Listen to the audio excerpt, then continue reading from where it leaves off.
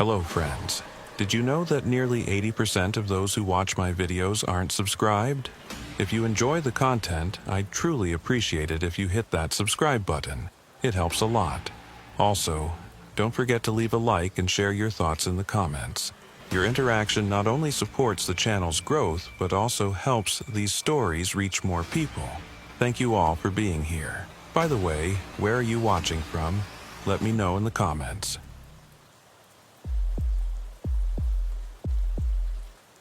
The file arrived on my desk one Tuesday morning in March, 16 years after the date it should have been closed forever.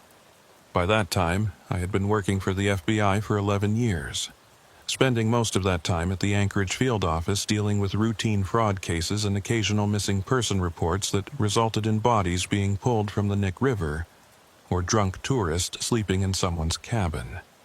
Incidents in Alaska were not the same as those my colleagues dealt with in the 48 states. Here, people didn't get lost in crowds, but in the vast wilderness. The wild swallowed them whole, and sometimes we couldn't even find a boat. The file was thin, perhaps 40 pages of faded reports and yellowed photographs. Someone had stuck a yellow sticky note on the front page. Reopen upon request. Evidence found. There was no signature, no explanation of what evidence had been found or who had requested it. I opened the file.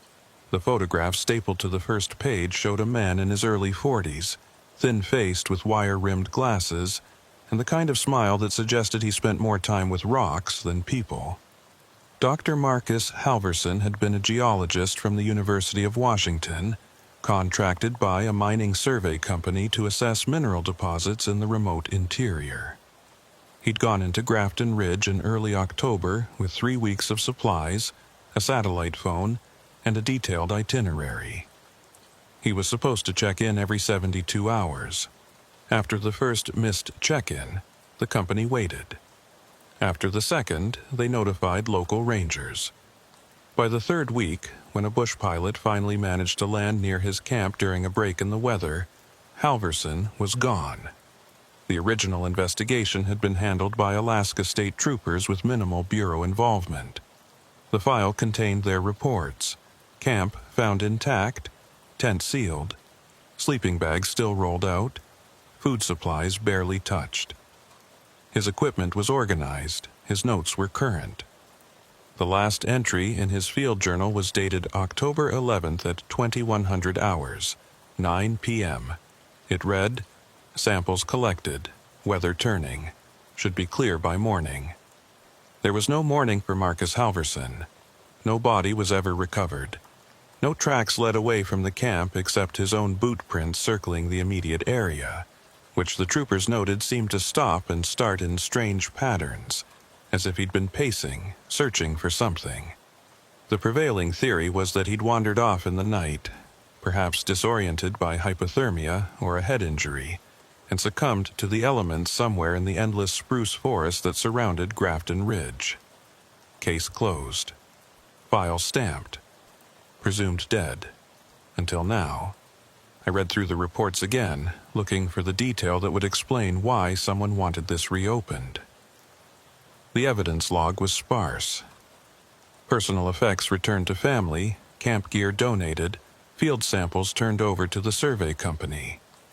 At the bottom of the list, someone had scribbled in pen, "Camera, storage." That was new? I checked the timestamp on the yellow note.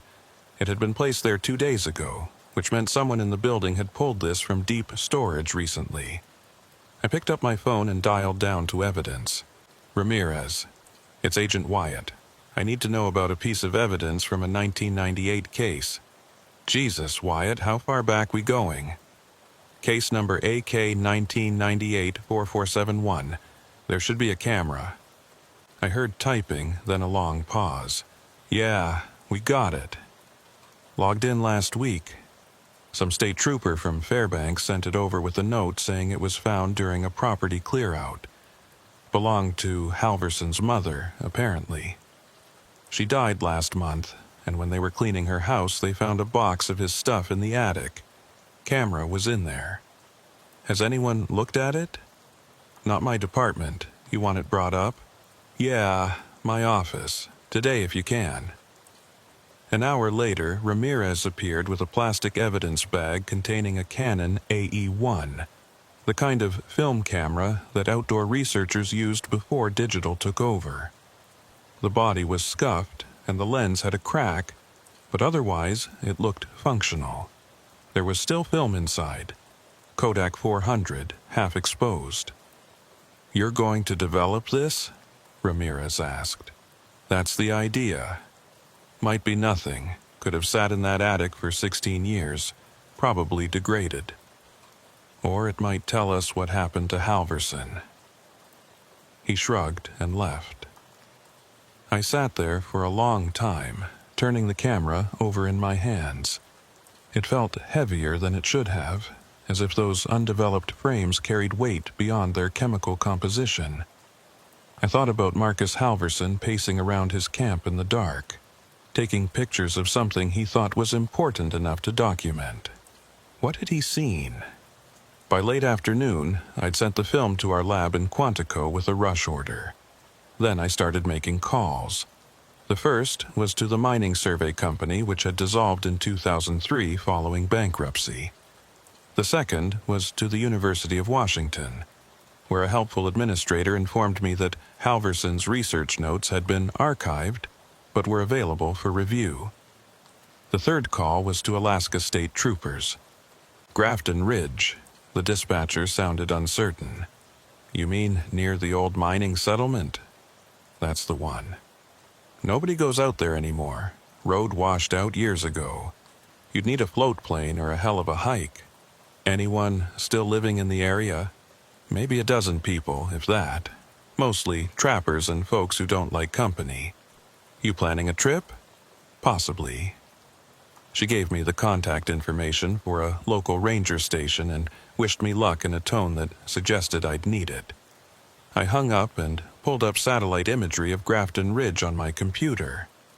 The settlement wasn't much, just a cluster of buildings along a muddy track that used to be a road. The forest pressed in from all sides, dense and impenetrable, broken only by the occasional clearing or frozen stream.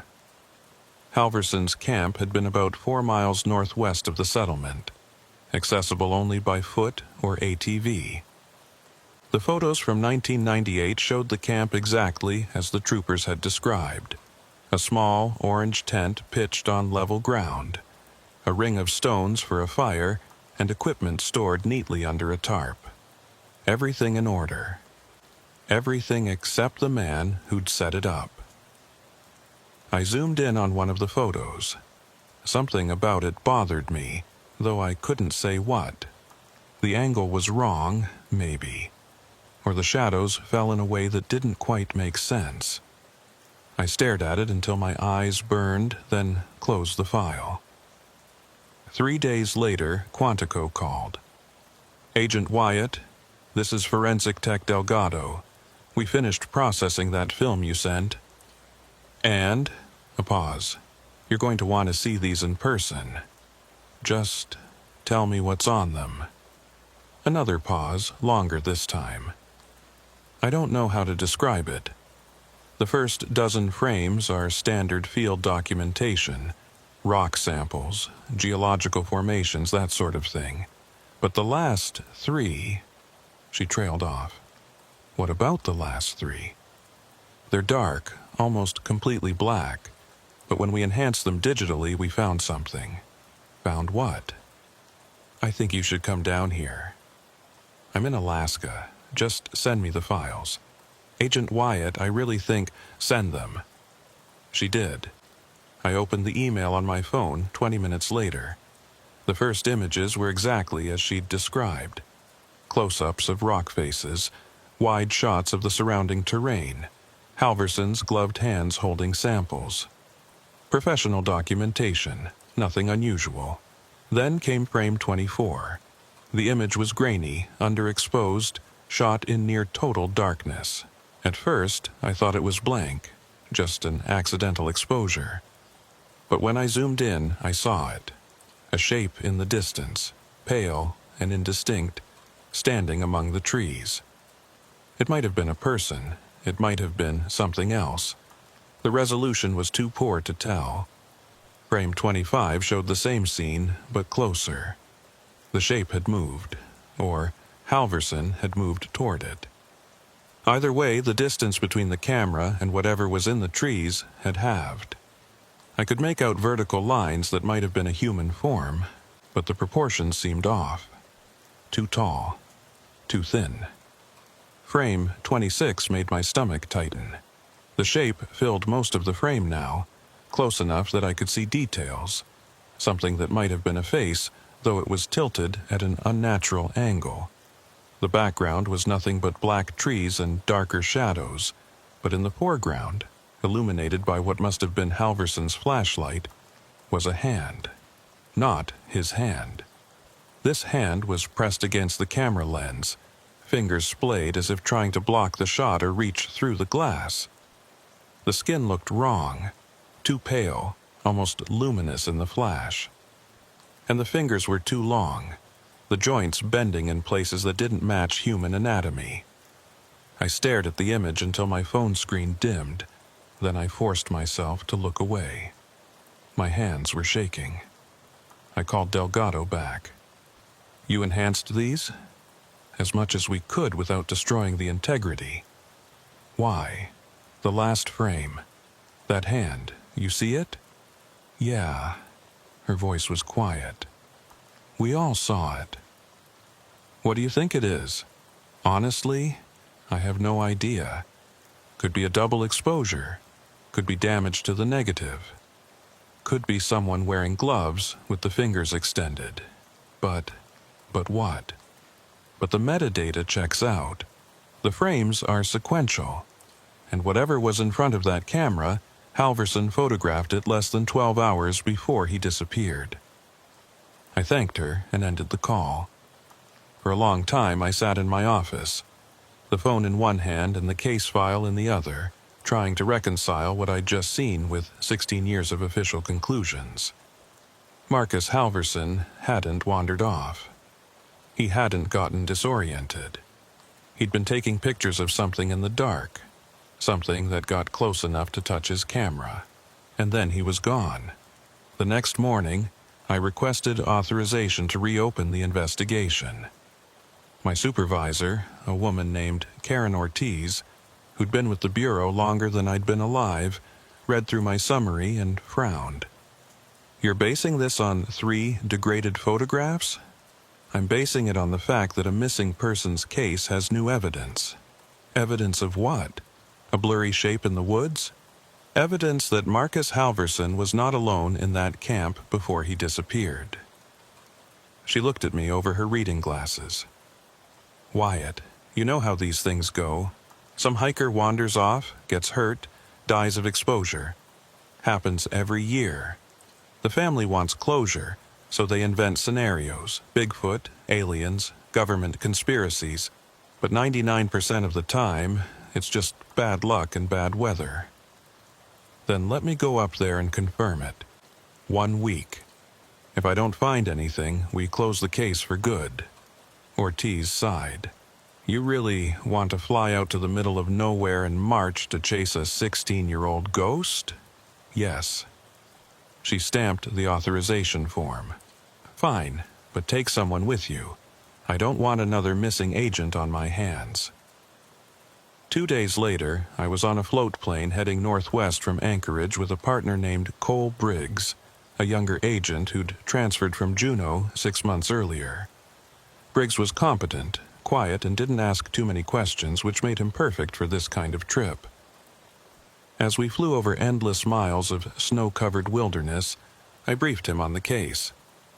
"So, we're looking for a geologist who disappeared 16 years ago?" he asked, shouting over the engine noise.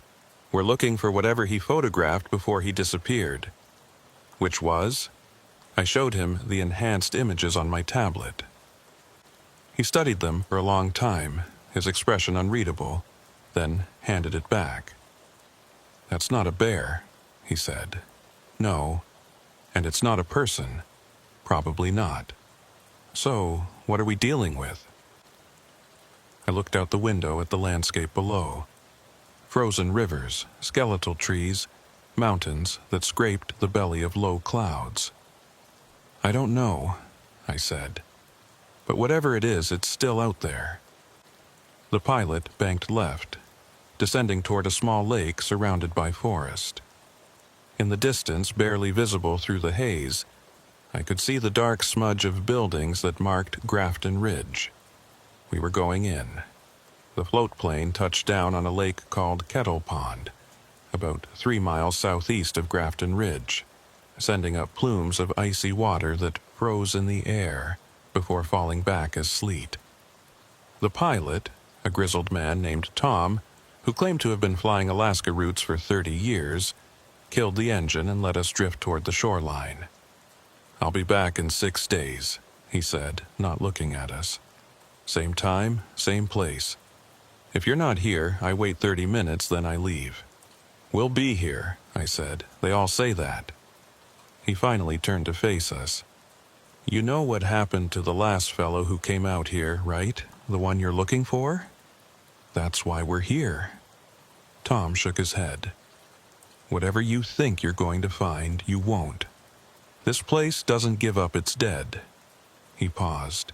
"And sometimes it doesn't let the living leave either." Briggs and I unloaded our gear. 2 large backpacks, a portable tent, cold weather equipment, satellite phone, GPS unit, and enough rations for 8 days if we stretched them.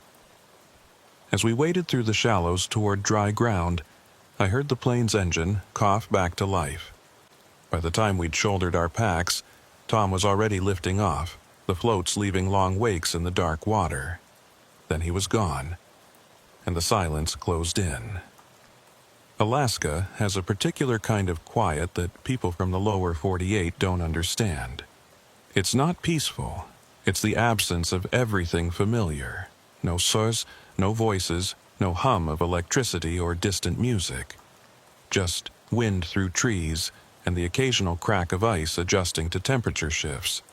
The kind of silence that makes you aware of your own heartbeat. We started walking. The trail to Grafton Ridge was barely visible, overgrown with willow and alder. The ground soft with decades of decomposing needles. Our boots sank with each step, and within 20 minutes my calves were burning. Briggs moved ahead of me, his breath coming out in white clouds, his hand resting on the service weapon holstered at his side. "How far?" he asked. 3 miles, maybe less if we cut through the valley. "And people actually lived out here?" "Used to. Mining boom in the 20s, went bust by the 50s. Most folks cleared out. The ones who stayed." I gestured at the forest around us. "They're the type who want to be left alone." We walked in silence for another hour, stopping only to check our GPS and take water.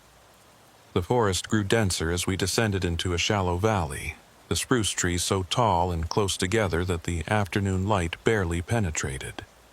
Everything was gray and shadow. That's when I saw the first marker. It was nailed to a tree about chest height, a wooden board with faded red paint forming crude letters. "Private property. Keep out." Below it, someone had added in fresher paint, "They watch friendly locals," Briggs muttered. "Note the they, not we," I said. He looked at me. "You think they're talking about us, the Bureau?" "I think they're talking about whatever Halverson photographed." We continued. More markers appeared as we got closer to the settlement, each one more unsettling than the last. Some were official-looking, the kind Forest Service might put up, warning about unstable terrain or dangerous wildlife. But others were handmade, nailed to trees or propped against rocks, with messages scrawled in paint or carved into the wood. "Don't go out after dark if you hear your name. Don't answer, they take the lost ones." "This is some Blair Witch bullshit," Briggs said, his voice tight. I didn't respond. I was too busy studying the markers, trying to determine when they'd been placed. Some were ancient, the wood rotted, the letters barely legible. But others were recent, Months old, maybe weeks. Someone was still maintaining them. Someone was still warning people away, or warning something to stay out. We reached Grafton Ridge just before dusk. The settlement was worse than the satellite photos suggested. Most of the buildings had collapsed under the weight of snow and time. Their walls caved in, roofs sagging. Only 3 structures looked even partially intact. A general store with boarded windows, a small cabin with smoke rising from a metal chimney, and what might have once been a church, its steeple leaning at a 40-degree angle. "There's someone home," Briggs said, nodding toward the cabin. We approached slowly, hands visible, making noise so we wouldn't startle whoever was inside. In rural Alaska, showing up unannounced could get you shot, especially if the residents valued their privacy. As we got closer, the cabin door opened and a man stepped out. He was old, maybe 70, with a beard that reached his chest and eyes that looked like they'd seen too much. He held a rifle across his chest, not aimed at us, but ready. "You're federal," he said. Not a question. I showed him my badge. "FBI, I'm Agent Wyatt. This is Agent Briggs. We're investigating. I know what you're investigating." He lowered the rifle slightly. "Took you long enough to come back. You knew Marcus Halverson?" The old man spat into the snow. Knew of him, never met him. He didn't come through town, just went straight to his camp. Smart man. Why smart? Because Grafton Ridge isn't a place you want to spend time if you can help it. Briggs spoke up. "Then why do you live here?" The old man looked at him like he was stupid. "Because everywhere else is worse." He gestured with the rifle barrel towards the forest. "You boys planning to head up to the geologist's camp?" "That's the idea," I said. "Tonight? Tomorrow morning?"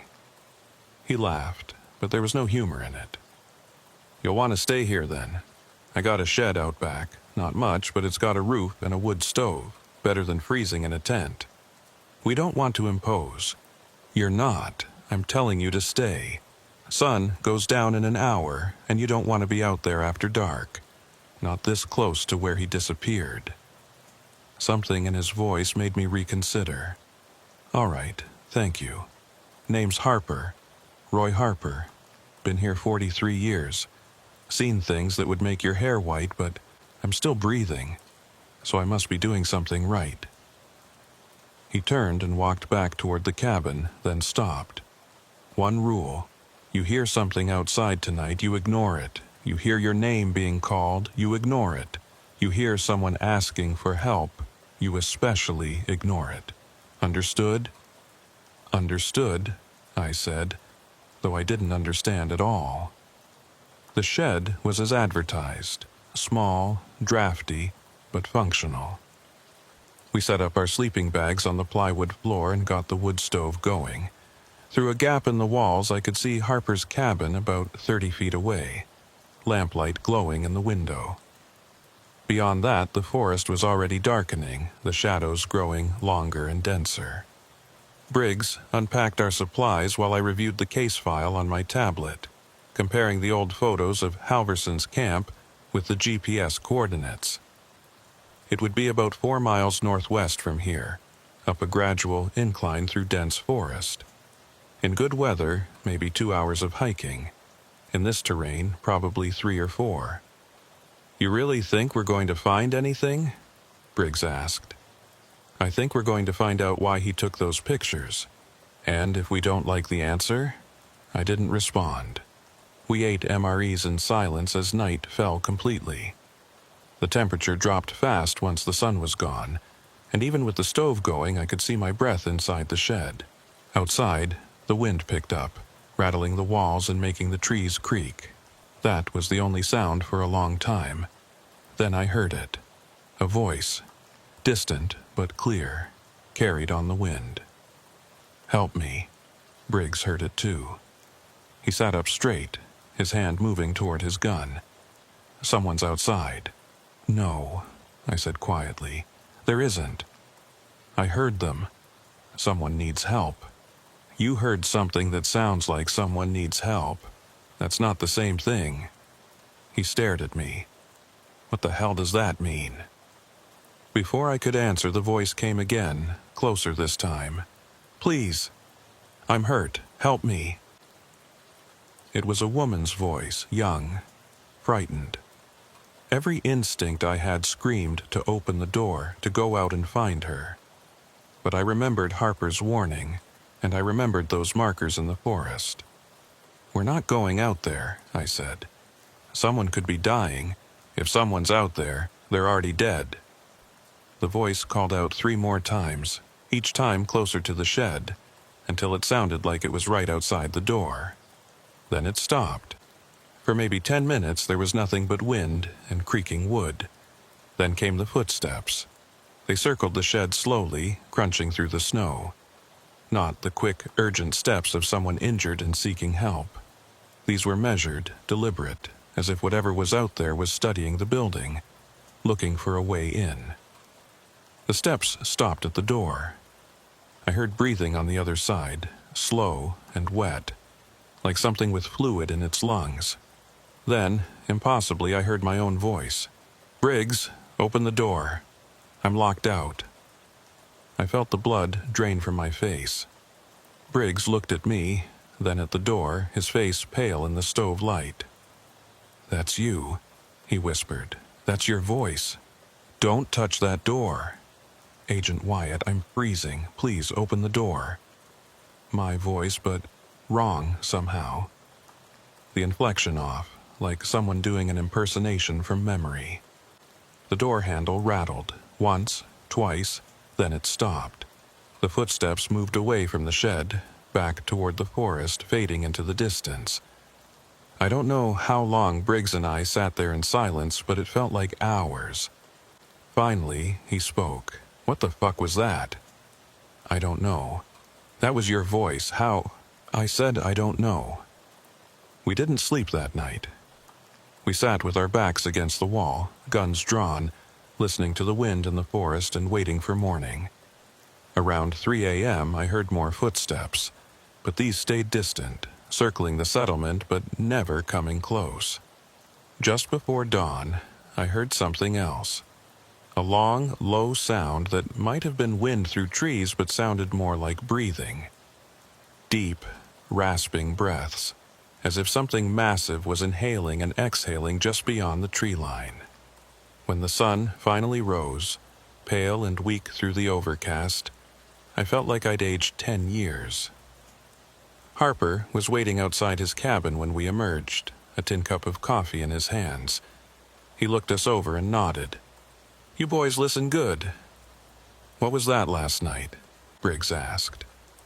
That was you staying alive. Harper sipped his coffee. You still planning to head up to the camp? Yes. He set down his cup and walked over to a stack of firewood next to his cabin. Underneath the logs was a small metal lockbox, which he opened with a key from his pocket. Inside was a handheld radio. This is set to channel 12, he said, handing it to me. I'm on the same frequency. You get into trouble up there, you call. I probably can't help you, but at least I'll know what happened. You've been up there? To Halverson's camp? Once, about a month after he disappeared. State troopers asked me to guide them. He paused. I won't go back. Why not? Harper looked at me with those ancient eyes. Because some places remember what happens to them, and that camp remembered what happened to the geologist. It didn't want us there, made that real clear. How? You'll see. He turned to walk back inside, then stopped. One more thing. If you find his body, don't bring it back. Just mark the location and let someone else retrieve it. You understand? Why? Because whatever's up there, it might be using him, and if you bring him down, you bring it with you. With that, he went inside and shut the door. Briggs and I stood in the cold morning air, watching our breath turn to fog. Finally, he spoke. We could turn back. Tell Ortiz the camp is inaccessible. We could, but we're not going to. No. He nodded slowly. All right, let's go find your geologist. We set out at 0800 hours, following the GPS coordinates northwest into the forest. The terrain was rough, the ground rising and falling through shallow valleys and over rocky outcrops. Snow covered everything, hiding roots and holes that could twist an ankle, or worse. We moved slowly, carefully, stopping every 30 minutes to check our position and catch our breath. Around noon, we found the first sign that we were getting close. A piece of orange fabric tied to a tree branch, faded by years of weather but still visible. It was a trail marker, the kind backcountry researchers use to mark their routes. I checked the case file. Halverson had noted using orange markers to tag his path to camp. We're close, I said. More markers appeared as we climbed higher, each one leading us deeper into the forest. The trees here were old and massive, their trunks wider than cars, their branches forming a canopy so dense that almost no light reached the ground. The snow was thinner here, unable to penetrate the overhead cover, and the ground was soft with centuries of needles. It was in this dim, cathedral-like space that we found the camp. Or what was left of it. The tent was still there, remarkably intact given 16 years of weather. It was collapsed on one side, but the orange fabric was unmistakable. Around it, Halverson's equipment lay scattered. A camp stove, a plastic bin that had once held food, a tarp weighed down by rocks. Everything was exactly where the troopers' photos showed it had been in 998. Nothing had been touched. This doesn't make sense, Briggs said. Animals should have torn through this years ago. He was right. Bears, wolves, even ravens should have scattered and destroyed everything. But the camp looked almost preserved, as if something had been keeping scavengers away. We approached carefully. I called out, though I knew no one would answer, and then unzipped the tent flap. The inside took my breath away. Halverson's sleeping bag was still rolled out, the fabric stained and moldy but intact. His field journal sat on top of a plastic case, exactly where the photos from 1998 showed it. But that's not what made me stop. The walls of the tent were covered in writing. Hundreds of words, maybe thousands, scrawled in black marker directly onto the orange fabric. They covered every surface, overlapping and spiraling, written in a hand that started neat, but devolved into manic scratching. I pulled out my phone and started photographing while Briggs stood guard outside. The words were fragments, repeated phrases. It watches, it knows my name, don't look at it, it looks like me, it looks like me, it looks like me, and again, not alone, never.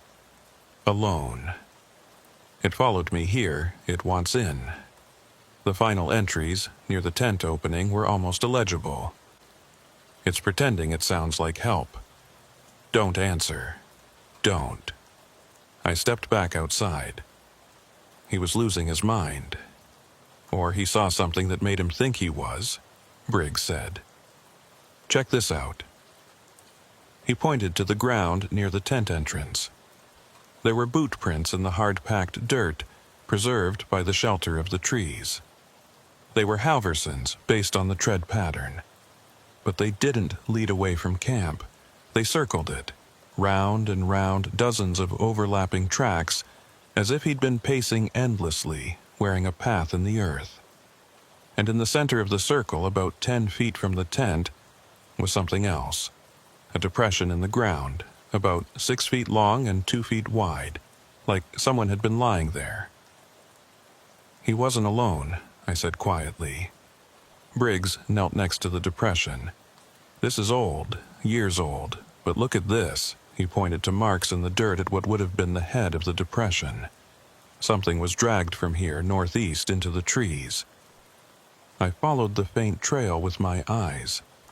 It disappeared into the forest about 20 yards away, swallowed by shadows and undergrowth. That's where we'll find him, I said. We followed the trail, moving slowly, our weapons drawn. The forest seemed to press in around us, the trees closer together, the branches hanging lower. The trail was barely visible, just a disturbance in the needles and a few broken twigs, but it was enough. We found Halverson 30 yards into the trees, or what was left of him. The body was sprawled against the base of a massive spruce, partially covered by needles and decomposition. Most of the soft tissue was gone, taken by scavengers or decay, but the skeleton was intact, still wearing the tattered remains of outdoor clothing. His skull was turned away from us, facing deeper into the forest, but it was his hands that made me stop. His arm bones were extended forward, fingers splayed, as if he'd been reaching for something when he died. And clutched in the skeletal fingers of his right hand was his camera, the one that had been found in his mother's attic, except he was holding a different camera. "That's not right," Briggs said. "The camera was returned to his family." "No," I said slowly, my mind racing. A camera was returned to his family. His mother's camera, the one she kept in her attic. Then what's he holding? I knelt next to the body, careful not to disturb anything, and looked closer. The camera was different from the one we'd developed film from. This one was older, a Nikon, and the lens was aimed not at the ground but straight ahead, into the forest, as if Halverson had died taking one final photograph. I looked in the direction the camera was pointing and felt ice water dump into my stomach. About 15 feet away, partially hidden by trees, was a shape. It took my eyes a moment to resolve it. At first it looked like a tree trunk, pale and smooth, but then I realized it was too straight, too regular. It was standing upright, about 7 feet tall, and it had the rough outline of a human form. But the proportions were wrong. The torso too long, the limbs too thin, the head tilted at an angle that shouldn't be possible. And it was white, not skin white. The kind of white you see on deep-sea creatures that never see sunlight. "Briggs," I said quietly. "I see it." We stood very still. The shape didn't move. It just stood there among the trees, barely visible in the dim light, watching us. At least I think it was watching. It had no visible eyes, no features I could make out from this distance. But I felt its attention like a physical weight. Then Briggs raised his gun. "Don't," I said. But it was too late. The shot was deafening in the quiet forest. The bullet struck the shape dead center, and for a moment I thought it would go down. Instead, the shape tilted, almost curiously like a dog hearing a strange sound. Then it moved. Not walked, moved. It went from standing still to 10 feet closer in the space between heartbeats, so fast I didn't see the transition. One moment it was by the trees, the next it was near Halverson's body, towering over us. Now I could see its face, or where a face should have been. There was nothing there, just a smooth white surface, featureless and terrible. But I felt it looking at me, into me. "Run," I heard myself say. We ran. I don't remember the path back. I don't remember dodging trees or jumping over fallen logs. I just remember running, my breath burning in my lungs, my legs screaming, and behind us the sound of something moving through the forest. It didn't chase us like an animal would. It moved between the trees in ways that defied physics, appearing in my peripheral vision at impossible angles, always at the edge of sight but never quite catching up. And all the while I heard sounds that might have been wind through branches but sounded more like breathing. We burst out of the tree line into the clearing near Grafton Ridge just as the sun was setting, painting the sky in shades of red and orange. Behind us the forest had gone silent. No pursuit. No sounds. Just stillness. Harper was standing outside his cabin, the rifle in his hands. He looked at us, at our expressions, and nodded slowly. "You saw it." I couldn't speak. I bent over, hands on my knees, gasping. "It let you go," Harper continued. "Which means it wanted you to see it. Wanted you to know it's still there." "What is it?" Briggs managed. "Hell if I know. Been here long as the trees, probably longer. Most folks who see it don't come back. The ones that do," he gestured at the forest, "they stay inside at night. They don't answer when they hear voices, and they sure as hell don't go back." I straightened up, my legs still shaking. "Halverson, he's still up there. We need to recover the body." "No," Harper said flatly. "You don't. You do what I said, mark the location, let someone else deal with it. That thing claimed him 16 years ago. He's part of the forest now. I can't just leave him. You can, and you will. Because if you go back, you won't come out a second time. That thing let you go today. It won't be so generous twice." I looked at Briggs. His face was pale, his hands still shaking. I knew he was thinking the same thing I was. That shape in the forest, the impossible way it moved, the absence where its face should have been. Whatever we'd seen up there, it wasn't human. It might never have been human, and it was still watching. That night, from Harper's shed, I heard the voice again. My voice calling from the forest, asking to be let in, begging, screaming. I heard Briggs' voice, too, and Harper's, and voices I didn't recognize. A woman crying, a child calling for help. None of it was real. In the morning, Tom's plane appeared right on schedule. We packed our gear in silence, said nothing to Harper except "thank you," and climbed aboard. As we lifted off, I looked down at Grafton Ridge, at the collapsed buildings, and the dark forest pressing in from all sides. Somewhere in those trees, Marcus Halverson's bones were slowly being absorbed by the earth. And somewhere, standing watch over him, was the thing he'd photographed before he died. The thing that was still there.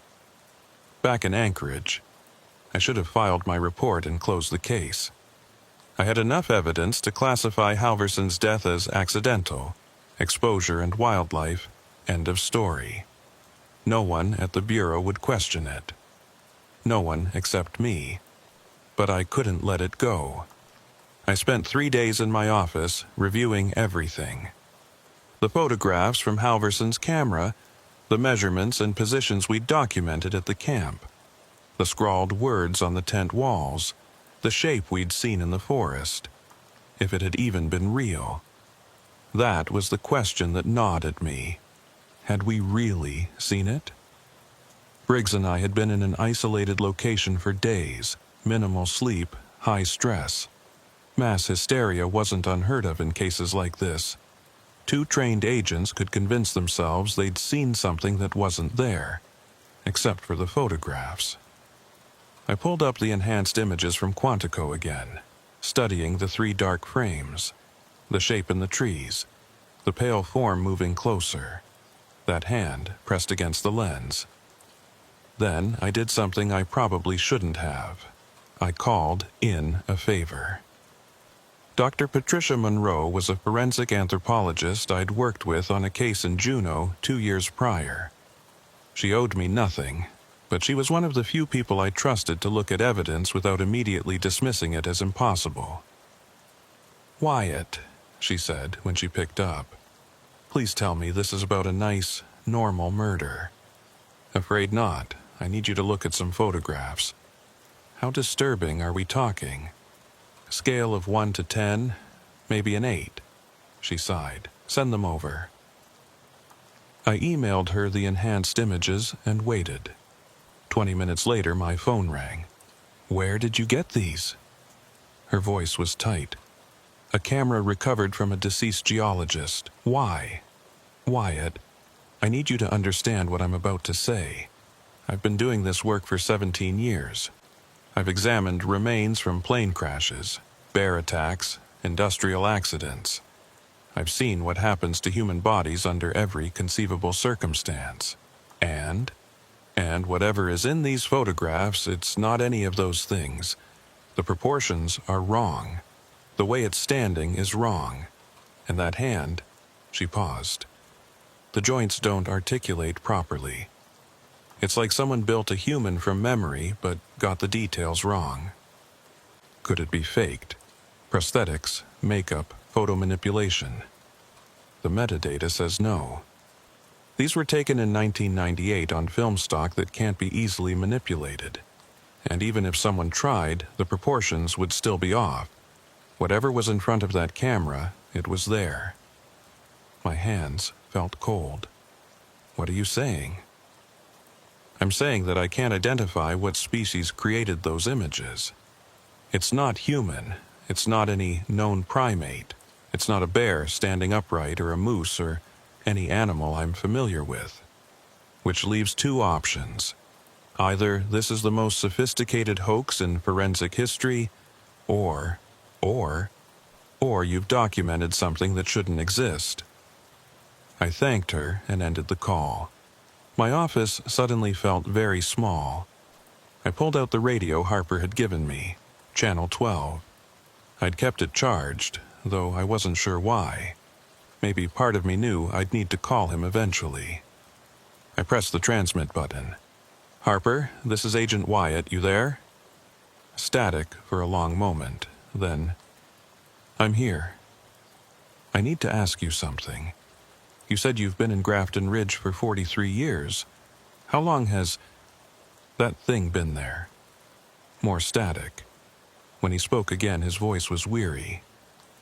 "Long as anyone can remember. Maybe longer. The mining company that founded the town, they had records. Strange disappearances. Equipment that got moved overnight. Sounds in the forest. By the time they abandoned the mines, they'd lost 17 men. To what? They called it different names. The White Walker, the Watcher, the Pale Man. Doesn't matter what you call it. It's been here longer than us, and it'll be here long after we're gone. Have you seen it, up close?" A long pause. "Once. Winter of '94. I was trapping about 3 miles north of town. Found tracks in the snow. Looked almost human, but the stride was too long, and they went on for miles without stopping. I followed them to a clearing. That's where I saw it." "What happened?" "It was standing in the center of the clearing, perfectly still. When it noticed me, it tilted its head, just like you described. Then it took one step toward me. Just one. But that step covered 20 feet. I ran, and I haven't gone back to that clearing since." "Why didn't you report it?" "To who? The state troopers? The press? They'd say I was crazy, or drunk, or making it up for attention.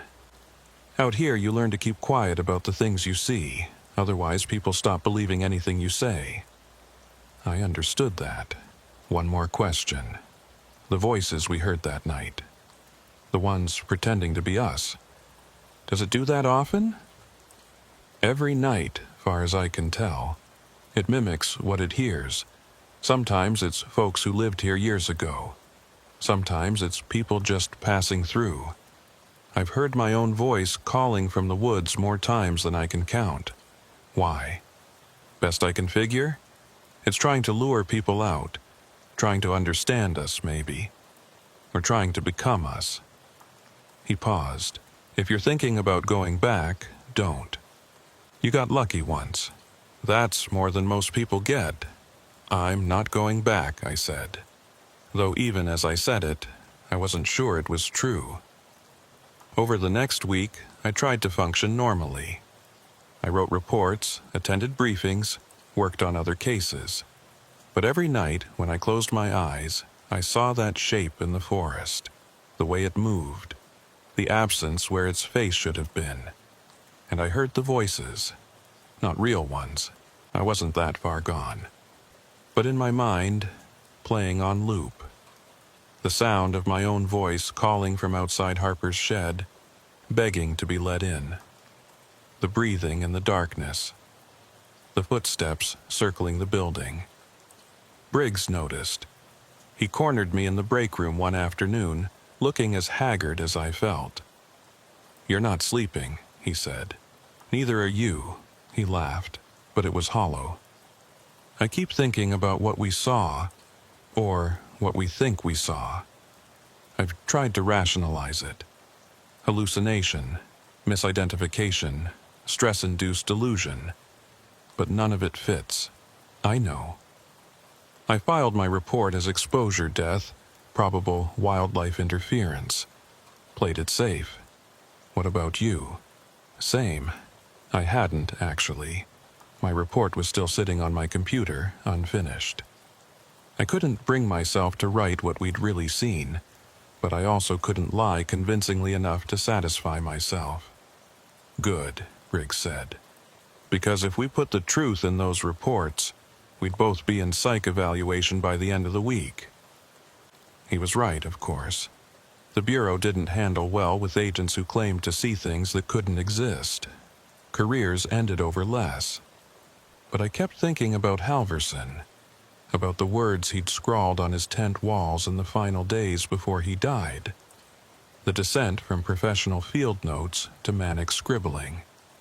He'd been a geologist, a scientist, someone trained to observe and document reality objectively. And reality had broken him. I pulled the case file again that night at home, spreading the documents across my kitchen table. The original trooper reports, the photographs, the enhanced images, and something I'd almost missed. A note in the evidence log, field samples, 47 specimens collected, stored at University of Washington Geology Dept. Halverson had collected rock samples, that's what he'd been doing up there. And those samples had been cataloged and stored before he disappeared. I called the university the next morning. Department of Geological Sciences. "This is FBI Special Agent Wyatt. I'm investigating a case involving one of your former researchers, Marcus Halverson." "Oh, yes. Someone called about him a few months ago. His mother's estate, I think." "That's right. I understand he collected field samples before his death. Are those still in your archives? Let me check." Typing sounds. "Yes, we have them. 47 specimens cataloged and stored, though I should mention there's a note in the file." "What kind of note?" "It says the samples exhibited unusual properties upon initial examination.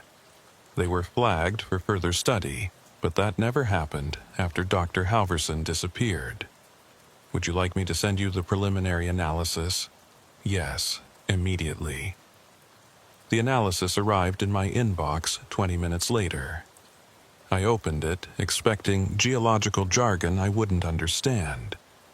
What I got instead made my blood run cold. The report was written by a graduate student who'd been tasked with cataloging Halverson's samples in late October 1998, shortly after his disappearance. Most of it was standard. Rock type, mineral composition, estimated age. But near the end, the student had added an addendum. Upon closer examination of specimens 38 to 47, I observed anomalous properties that I cannot adequately explain. These samples, all collected from the same location, exhibit a crystalline structure that does not match any known mineral formation. More concerning, the samples appear to generate a low-level electromagnetic field, approximately 0.3 milligauss, with no apparent source. Most disturbing is the following observation. When kept in close proximity to living tissue, I inadvertently left specimen 42 in my pocket for several hours. Subjects report auditory hallucinations, including voices and whispers. Upon removal of the specimen, hallucinations cease within 15 to 20 minutes.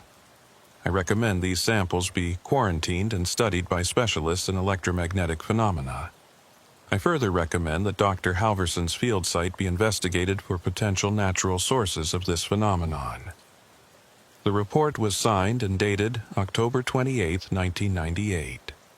3 days later, according to the university records, the graduate student had withdrawn from the program and left no forwarding address. I read the report 3 times, trying to process what it meant. The samples were generating electromagnetic fields. They were causing hallucinations. And they'd all come from the same location. Halverson's camp. Or more specifically, the area around his camp. The area where we'd seen the shape. I called Dr. Monroe back. I need your opinion on something. Hypothetically, could exposure to certain minerals or electromagnetic fields cause visual and auditory hallucinations? Absolutely. There's documented cases of people experiencing paranormal phenomena in locations with high EMF readings, power plants, caves with certain mineral deposits, even some old buildings with faulty wiring. The human brain is sensitive to electromagnetic interference. What kind of hallucinations? Varies. Visual distortions, shadow people, voices, feelings of being watched. The experiences tend to be consistent across individuals, which is why certain locations develop reputations for being haunted. Could it cause two people to hallucinate the same thing? If they're both exposed to the same field, and they've been primed with the same expectations, say, by reading reports or hearing stories, then yes. The brain would fill in the gaps with similar imagery. I felt a weight lift slightly. So, what we saw could have been a hallucination caused by electromagnetic interference. Could be. Were you near any power sources, underground cables, old equipment? I thought about the camp. The only equipment had been Halverson's gear, all of it long dead. No power sources, no cables, just rocks. Thanks, I said, and hung up. I should have felt relieved. The rational explanation was right there. Halverson had camped in an area with unusual mineral deposits. The electromagnetic fields they generated had caused hallucinations. He'd photographed these hallucinations, spiraled into paranoia, and ultimately wandered into the forest where he died of exposure. Briggs and I had experienced the same thing when we visited the site. The voices, the shape in the trees, all of it could be explained by EMF exposure. Except Halverson's body had been dragged from his camp. I'd seen the marks. Something physical had moved him 30 yards into the trees. Except the thing we'd seen had moved impossibly fast. Hallucinations don't leave tracks or displace air. Except Harper had been seeing and hearing things for 43 years. He couldn't have been constantly exposed to EMF that entire time. And except for one other detail that gnawed at me. If it was just hallucinations, why had the graduate student fled the university after examining the samples? What had she seen? I made a decision I knew I'd probably regret. I called Quantico and arranged to have Halverson's rock samples shipped to the Anchorage field office. If there was something unusual about them, I needed to know. They arrived 3 days later, packed in foam and sealed in plastic containers. 47 specimens, each labeled and cataloged. I took them to the Bureau's small forensics lab and started running basic tests: composition analysis, electromagnetic readings, spectroscopy. The first 46 samples were normal. Granite, basalt, quartz, various sedimentary rocks consistent with the Grafton Ridge geological formation. Sample 47 was different. It was white, almost translucent, with a crystalline structure I didn't recognize. When I placed it under the microscope, I saw formations that looked organic, almost like bone structure, but not quite. And when I brought an EMF meter near it, the needle spiked. 0.3 milligauss. Exactly what the graduate student had reported. I picked up the sample, holding it in my palm. It was cold, colder than the ambient temperature could account for, and as I held it, I started to hear something. Whispering, faint at first, like wind through distant trees, but gradually growing louder, more distinct. Words I couldn't quite make out, spoken in voices I almost recognized. I set the sample down. The whispering stopped. I picked it up again. The whispering returned, clearer this time. And now I could make out what it was saying. Come back, we're waiting. Come back to the ridge. I dropped the sample like it was burning. It hit the table and rolled, coming to rest under the lamp. In the bright light, I could see something I'd missed before. Thin lines running through the crystal like veins, and they were moving, pulsing like a heartbeat. I backed away from the table, my own heart hammering. The sample sat there under the light, perfectly still. But those vein-like structures continued their slow, rhythmic pulse. Then my phone rang.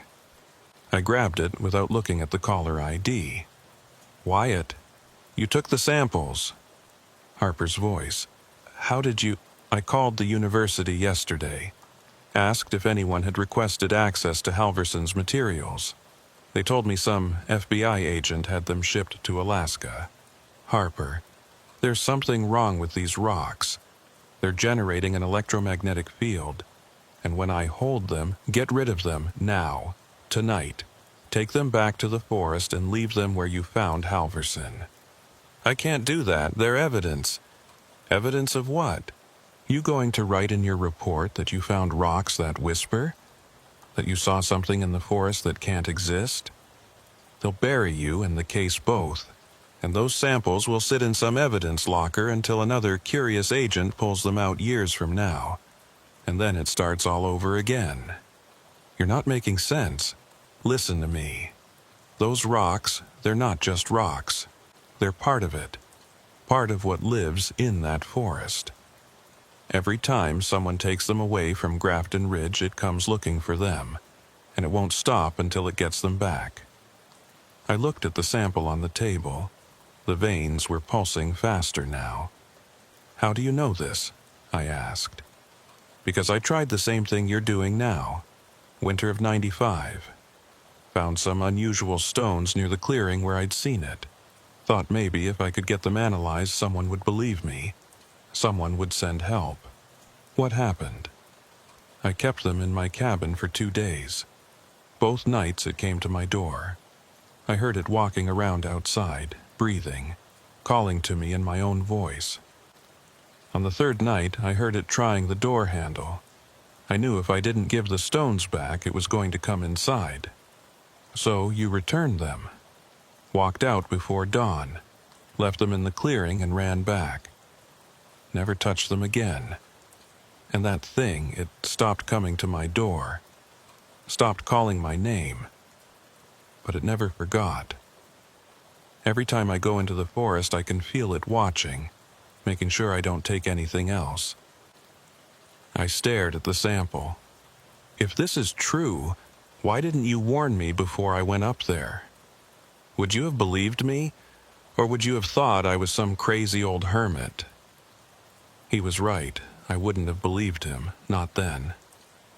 "What does it want?" I asked quietly. "Hell if I know. Maybe it wants to be left alone. Maybe it wants to keep people away from whatever's in that forest. Or maybe," he paused, "maybe it wants to come out." The line went dead. I stood in the empty lab, looking at specimen 47 pulsing under the light. Part of me wanted to package it back up, send it to more labs, get more opinions, build a case that would force the Bureau to take this seriously. But another part of me, the part that had run through the forest with that thing pursuing us, knew Harper was right. Some things weren't meant to be studied. Some things were supposed to stay where they were, undisturbed. I made my decision. At 11 p.m. that night, I loaded the samples into my truck and started driving north. I'd called Tom earlier and arranged for an emergency flight at first light. He'd asked no questions, just quoted me triple the normal rate and told me to be at the lake by 6 a.m. I drove through the night, reaching Kettle Pond just as the sky began to gray. Tom was already there, the plane ready. "You got a death wish?" he asked when I climbed in with my pack. "Maybe. Can you land near Grafton Ridge?" "In this light? Barely. What's this about?" "I need to return something I borrowed." He looked at me like I was insane, but he fired up the engine. 40 minutes later, we were descending toward the same lake where he'd dropped us off before. The float touched water. We coasted to shore, and I jumped out. "I'll be back in 3 hours," I told him. "I'm not waiting more than 30 minutes this time. Whatever you're doing, do it fast." I hiked to Grafton Ridge as the sun rose, moving quickly. Harper's cabin was dark. I didn't stop. I continued northwest, following the GPS coordinates back to Halverson's camp.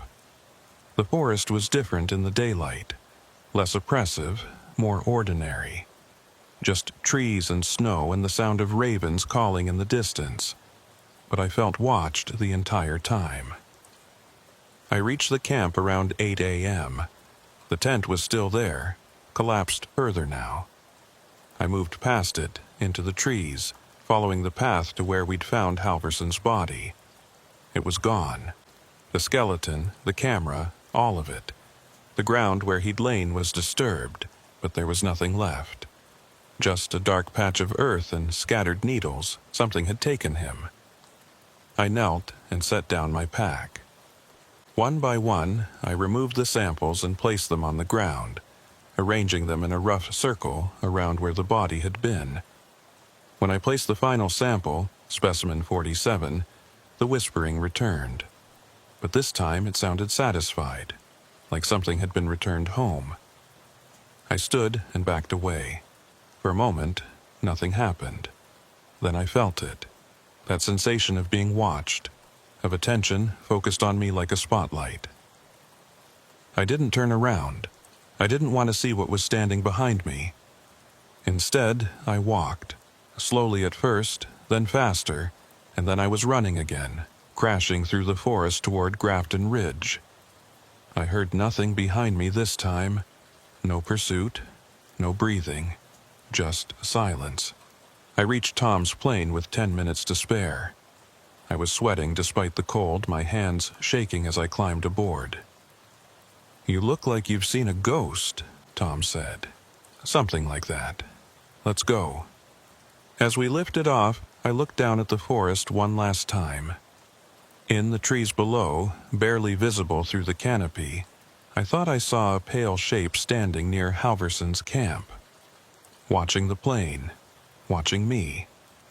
Then we were above the clouds, and Grafton Ridge disappeared behind us. I filed my report 3 days after returning from Grafton Ridge. It was concise, professional, and completely false. Subject, Marcus Halverson, located deceased approximately 0.3 miles from base camp. Preliminary examination suggests death by exposure. Timeline, consistent with initial disappearance date of October 12, 1998. Remains recovered and transported to state medical examiner. Environmental factors and wildlife activity account for condition and displacement of body. No evidence of foul play. Case recommended for closure. I signed it, dated it, and sent it to Ortiz. She approved it the same day without questions. Marcus Halverson was officially filed away as another casualty of Alaska's wilderness. His death unremarkable except for the 16-year gap between disappearance and recovery. The truth, what really happened to him, what we'd seen in that forest, would never appear in any bureau database. Briggs and I never spoke about Grafton Ridge again. We worked together for another year before he requested a transfer to Seattle.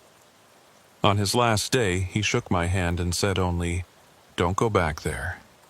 "I won't," I promised. "I mean it, Wyatt.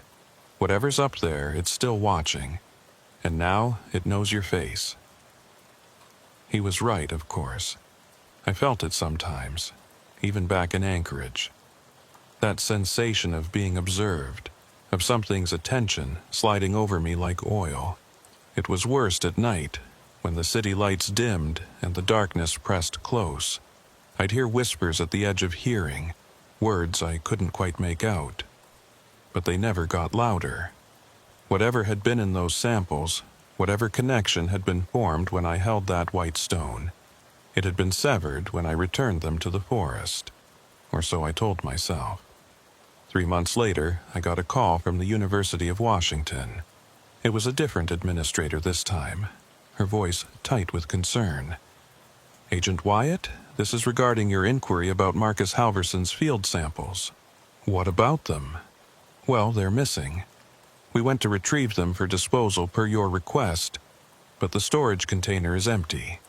The seal was intact, the lock undamaged, but all 47 specimens are gone." I felt cold. "When did you discover this?" "Yesterday. We've searched the entire facility, but there's no sign of them. It's like they simply vanished." I told her I'd look into it, then hung up and immediately called Harper. It took 8 rings before he picked up. "It's Wyatt. The samples are gone." A long silence. "From where?" "The university. Storage locker. Sealed container." "When?" "Sometime in the last month. They just discovered it yesterday." I heard him breathing on the other end of the line, slow and measured. Finally, "It took them back." "What do you mean?" "That thing in the forest. It's not bound by the same rules we are. If it wants something bad enough, it can reach out and take it. Doesn't matter how far away, doesn't matter how many locks are in the way. You returned the samples, but the university kept records, kept the exact coordinates of where they came from. That was enough. That's not possible. You saw it move, Wyatt. You saw how it covered 20 feet in the space between heartbeats. You telling me that's possible?" I had no answer. "It's trying to keep itself hidden," Harper continued. "Every piece of evidence, every sample, every photograph, it wants them gone. And it's patient. It'll wait years, decades, centuries if it has to. Because it knows that eventually we'll forget. We'll convince ourselves it wasn't real. And then it can go back to being nothing but stories told around fires." "The photographs," I said suddenly. "The ones from Halverson's camera, the digital copies we made. Check them." I pulled up the files on my computer, the enhanced images from Quantico. The first 12 frames loaded fine. Geological formations, rock samples, Halverson's field documentation. But frames 24 through 26, the ones that had shown the shape in the trees, the ones that had shown that impossible hand reaching toward the lens, they were black, not corrupted, not damaged. Just empty frames, as if nothing had ever been recorded there. "They're gone," I said, my voice hollow. "I know," Harper said. "Happened to every photo I ever tried to take, too. Give it time, and you'll start to question if you really saw anything at all. That's how it survives, by making us doubt our own memories. I won't forget. You will. Maybe not this year, maybe not in 5 years. But eventually, your brain will file it away under impossible, and you'll convince yourself it was stress, or hallucination, or any other rational explanation. Because the alternative, accepting that there are things in the world that shouldn't exist, is too much for most people to handle." I wanted to argue, but I couldn't. Already, sitting in my office with the morning sun streaming through the windows and the sounds of normal city traffic outside, the events at Grafton Ridge felt distant, like a nightmare remembered in daylight. "What about you?" I asked. "How do you live with it?" "I don't forget," Harper said quietly. "I can't, because I'm still here, still in Grafton Ridge, and every night I hear it walking past my cabin. Every night I hear my own voice calling from the trees. You get used to it eventually, or you go mad. I'm not sure there's much difference. You could leave, move to Fairbanks, Anchorage, anywhere. And let it spread? Let it find new hunting grounds? No. Someone has to stay. Someone has to remember, has to keep warning people away. Otherwise, more folks like Halverson end up dead in the woods, and nobody knows why. That's not a life." "No," he agreed. "But it's a purpose. We said goodbye, and I haven't spoken to Harper since. Sometimes I wonder if he's still there, still keeping watch over that cursed stretch of forest, or if the thing that walks between the trees finally came through his door one night. I finished my career with the Bureau 3 years later, took early retirement, cited family reasons.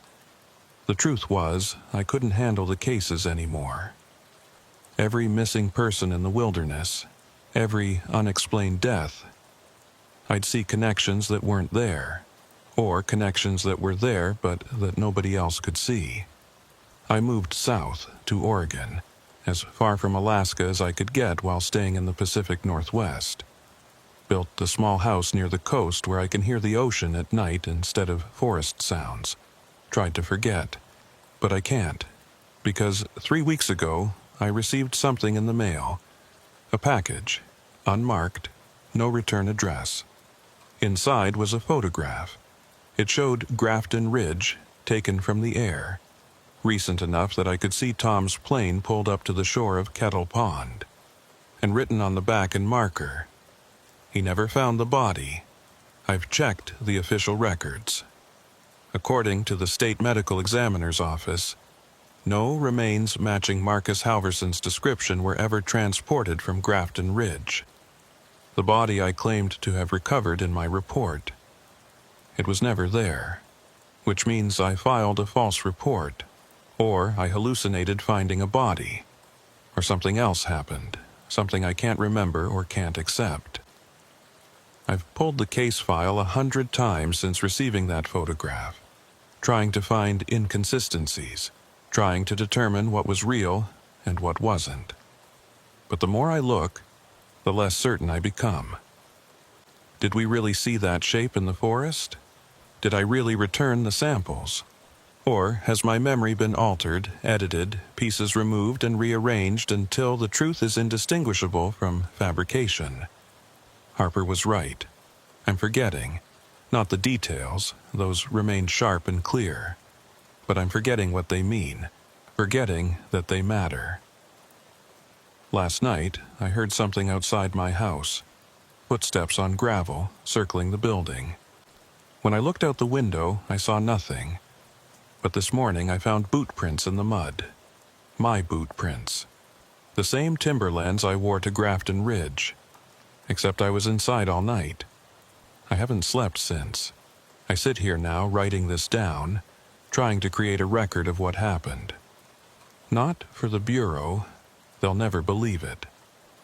Not for the public, they'll think I'm insane. But for the next agent who opens case file number AK 1998-4471, who sees the inconsistencies and decides to investigate. Don't go to Grafton Ridge. Don't touch the samples. Don't look for the body. And if you hear your name being called from the forest, don't answer. Because whatever is in those woods, it's not bound by death or distance or time. It's patient, it's old, and it never forgets, even when we do. I keep the photograph on my desk now, next to my old bureau credentials and my service weapon. I look at it every morning, forcing myself to remember, forcing myself not to rationalize it away. But it's getting harder. Sometimes I'll look at the photo and see just an aerial shot of forest. No plane, no lake, just trees stretching to the horizon. Other times, I'll see shapes in the tree line, pale figures standing watch. I don't know which version is real anymore. Last week, I found something in my closet. A white stone, smooth and crystalline, with vein-like structures running through it. It looked exactly like specimen 47, the one I'd returned to the forest. Except I know I returned it. I remember placing it on the ground, remember hearing that satisfied whisper. Unless I didn't. Unless I'm still there, still in those woods, and everything after, the flight back, the retirement, this house by the ocean, is just a story I'm telling myself while I freeze to death in the Alaska wilderness. I hold the stone in my hand now. It's cold, and if I listen carefully, I can hear it whispering. "Come back," it says. "We're waiting. Come back to the ridge." The emergency call came through dispatch at 4:47 a.m. on a Thursday in November, 12 years after Whitaker Station had been officially decommissioned and abandoned. I was on night duty at the Anchorage field office, nursing bad coffee and working through a backlog of financial fraud cases that made my eyes glaze over. The phone on my desk rang with the internal line tone that meant something urgent was coming through from the operations center. "Agent Tate, you're needed in the comm room, now."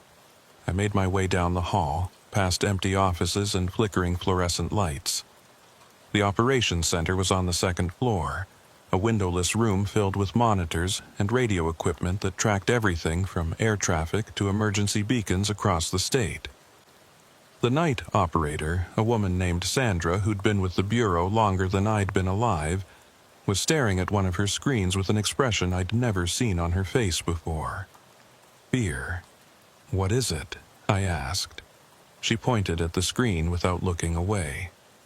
"Whitaker Station just came online." I moved closer. The screen showed a digital map of Alaska's interior, overlaid with various signal markers. One of them, previously dark, was now glowing green in a remote area roughly 200 miles north of Fairbanks. "That's impossible," I said. "Whitaker was shut down in 2002. The equipment was removed, the buildings were secured, there's no power out there." "I know what the records say. I'm telling you what's happening right now." She tapped the keyboard, bringing up more data. At 0447 hours, we received an automated distress signal from Whitaker's emergency beacon. Duration, 6 seconds. Then it cut out. Equipment malfunction. Old battery finally died and triggered a false alarm. That's what I thought too, so I ran a diagnostic. She pulled up another screen. The signal included a timestamp. Want to guess what time it said? 4:47 a.m. No. According to the beacon's internal clock, it was 4:47 a.m. on November 14, 1996. I stared at the screen. 1996. 8 years before the station was even built. That's a corrupted timestamp. The beacon's clock reset or something. Sandra shook her head. "I've seen corrupted timestamps. They read zeros, or maxed values, or random strings. They don't read specific dates from the past." She brought up the signal analysis. "And there's something else. The beacon shouldn't have had power to transmit. According to our records, the batteries were removed during decommissioning. So where did the power come from? Maybe someone broke in. Squatters, vandals. In November? In the middle of nowhere? The access road washed out 6 years ago. You'd need a helicopter or a full day's hike just to reach the place." I rubbed my eyes. It was too early for this. "All right, what do you want me to do about it?" "Protocol says any signal from a federal installation requires investigation, active or decommissioned. I already called it in to the SAC. He wants someone on site within 48 hours. Of course he does." She finally looked at me. "Tate, I've been monitoring signals across this state for 19 years. Equipment fails all the time. False alarms, weather interference, animal damage. I've seen it all, but I've never seen anything like this. That signal was clean, professional, like someone just powered up the station and hit the emergency button. Then that's what we'll find. Someone broke in, triggered the beacon, probably kids or urban explorers." "Probably," she agreed. But she didn't sound convinced. By 8 a.m., I was in the special agent in charge's office getting my briefing. Thomas Reeves was a career bureau man, 15 years from retirement and counting the days. He dealt with Alaska cases the same way he dealt with everything else. By the book, minimal risk, maximum documentation. "Whitaker Station," he said, sliding a file folder across his desk. built in '98 as a field operations base for remote investigations in the interior. Housed up to 6 agents, had satellite communications, emergency medical facilities, the works. Operational until 2002 when budget cuts forced consolidation. Officially closed and secured in March of that year. I opened the file. Inside were photographs of a cluster of buildings surrounded by endless forest. A main structure that looked like a large cabin, 2 smaller outbuildings, and a communications tower. Everything looked well maintained in the photos, almost pristine. Why'd we need a station that far north? I asked. Various reasons. Search and rescue coordination, fugitive apprehension in the bush, liaison with remote communities. But the main purpose was to monitor and investigate unusual activity in the interior. Unusual how? Reeves hesitated. Missing persons, a lot of them. Between 1998 and 2002, we had 17 unsolved disappearances within a 100-mile radius of Whitaker. Hikers, hunters, researchers, even a few locals. No bodies recovered, no evidence of foul play, just people walking into the wilderness and never coming back. 17 in 4 years. That's above average, but not unprecedented for Alaska. No, but the pattern was unusual. All the disappearances occurred between October and March. All of them happened after dark. And in every case, the missing person's last known contact mentioned hearing or seeing something in the woods. I looked up from the file. Seeing what? Lights, usually, moving through the trees. Some described voices calling to them. A few mentioned figures standing at the edge of campsites or near roads. Fish and Game thought it might be poachers or smugglers operating in the area, but we never found evidence of criminal activity. So what happened? Why'd the Bureau close the station? Because after 2002, the disappearances stopped. Completely. It was like whatever had been happening just ended. The station became redundant, the budget was allocated elsewhere, and Whitaker was shut down. He pulled out another document, this one stamped with red ink. Decommissioning Report, Whitaker Station. According to this, the station was fully cleared in March 2002. All equipment removed, all files transferred to Fairbanks, all power sources disconnected. The buildings were sealed but left standing in case we ever needed to reactivate the site. No one's been there since. Until now. Until now.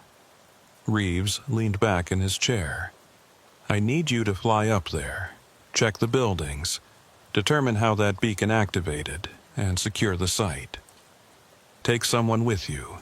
Budget allows for 3 days on site, including travel time. Find out what triggered that signal, document it, and close the file. And if it wasn't equipment failure, then find out who's up there and why. But Tate? He fixed me with a hard look. This is a routine site inspection, nothing more. I don't want theories. I don't want speculation. And I sure as hell don't want another Grafton Ridge situation. I'd heard about Grafton Ridge. Everyone in the Alaska office had. An agent named Wyatt had gone up to investigate a cold case and come back changed. He'd filed a report, took early retirement 6 months later, and never spoke about what he'd seen up there. The case file was sealed, stamped with classifications that made it clear we weren't supposed to ask questions. Understood, I said. Good. There's a supply helicopter heading north tomorrow morning with provisions for remote ranger stations. I've arranged for them to drop you at Whitaker. They'll swing back to pick you up in 72 hours. That gives you plenty of time to figure out what's going on. I spent the rest of the day preparing. The first call I made was to the Bureau's personnel office, requesting a partner for the assignment. They connected me with Agent Morgan, a younger agent who'd transferred from the Seattle office 3 months earlier. She had search and rescue training and experience with remote operations. Exactly what I needed. We met in the equipment room to gear up. Morgan was in her late 20s, dark hair pulled back in a practical ponytail, the kind of no-nonsense competence that made her good at her job. She looked over the mission brief while I signed out cold weather gear, satellite phones, and emergency supplies.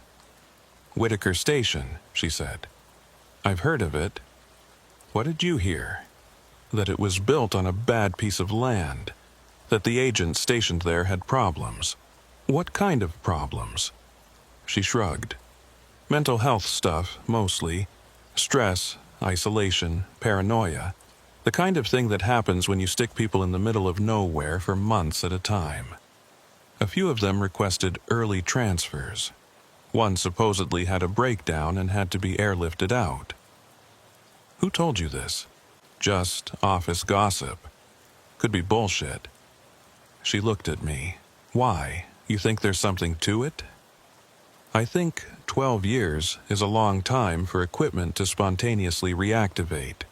And I think distress signals don't generate themselves. So someone's up there. Maybe.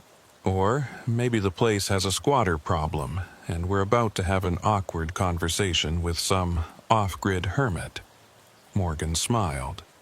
3 days in the bush chasing ghosts. Could be worse. She had no idea how right she was.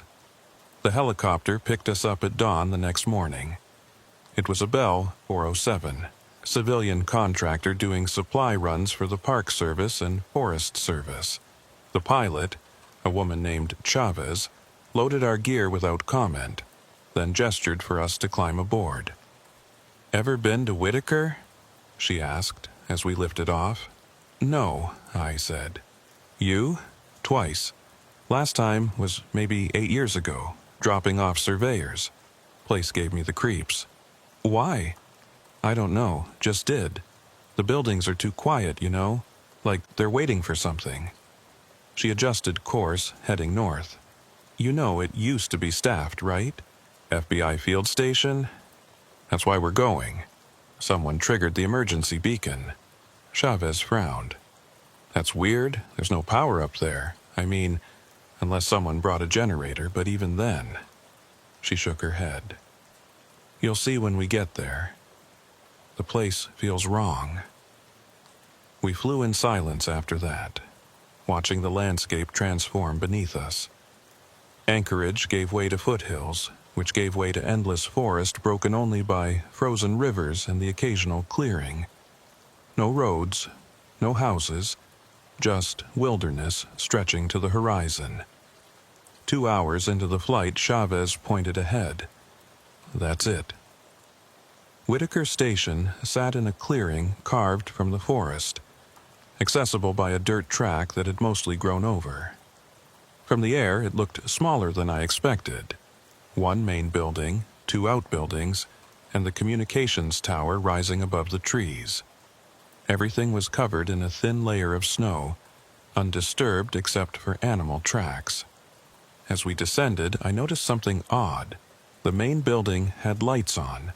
Not all of them, just a few windows glowing with what looked like lamplight. But that was impossible. The power had been disconnected 12 years ago. "You see that?" Morgan asked, pointing. "I see it." Chavez brought us down in the clearing about 50 yards from the main building, the rotor wash kicking up snow and dead leaves. As soon as we touched down, she killed the engine and turned to face us. "Listen, I'm scheduled to pick you up in 3 days, same time, same location. But if you need extraction earlier, you've got my frequency on your sat phone. Call any time, day or night, and I'll get a bird up here as fast as I can." "We'll be fine," I said. "Yeah." She didn't look convinced. "Just, if something feels off, trust your gut. This place has a way of getting into your head." We unloaded our gear and watched the helicopter lift off, the sound of its rotors fading until we were left with absolute silence. Not even wind. Just the kind of quiet that makes you aware of your own breathing. Morgan was staring at the main building. Those lights weren't on in the decommissioning photos. No, they weren't. So, either someone's here or the power's back on somehow. I shouldered my pack. Let's find out. We approached the main building carefully, hands near our weapons. The structure was larger up close, a 2-story log construction with a covered porch that ran the length of the front.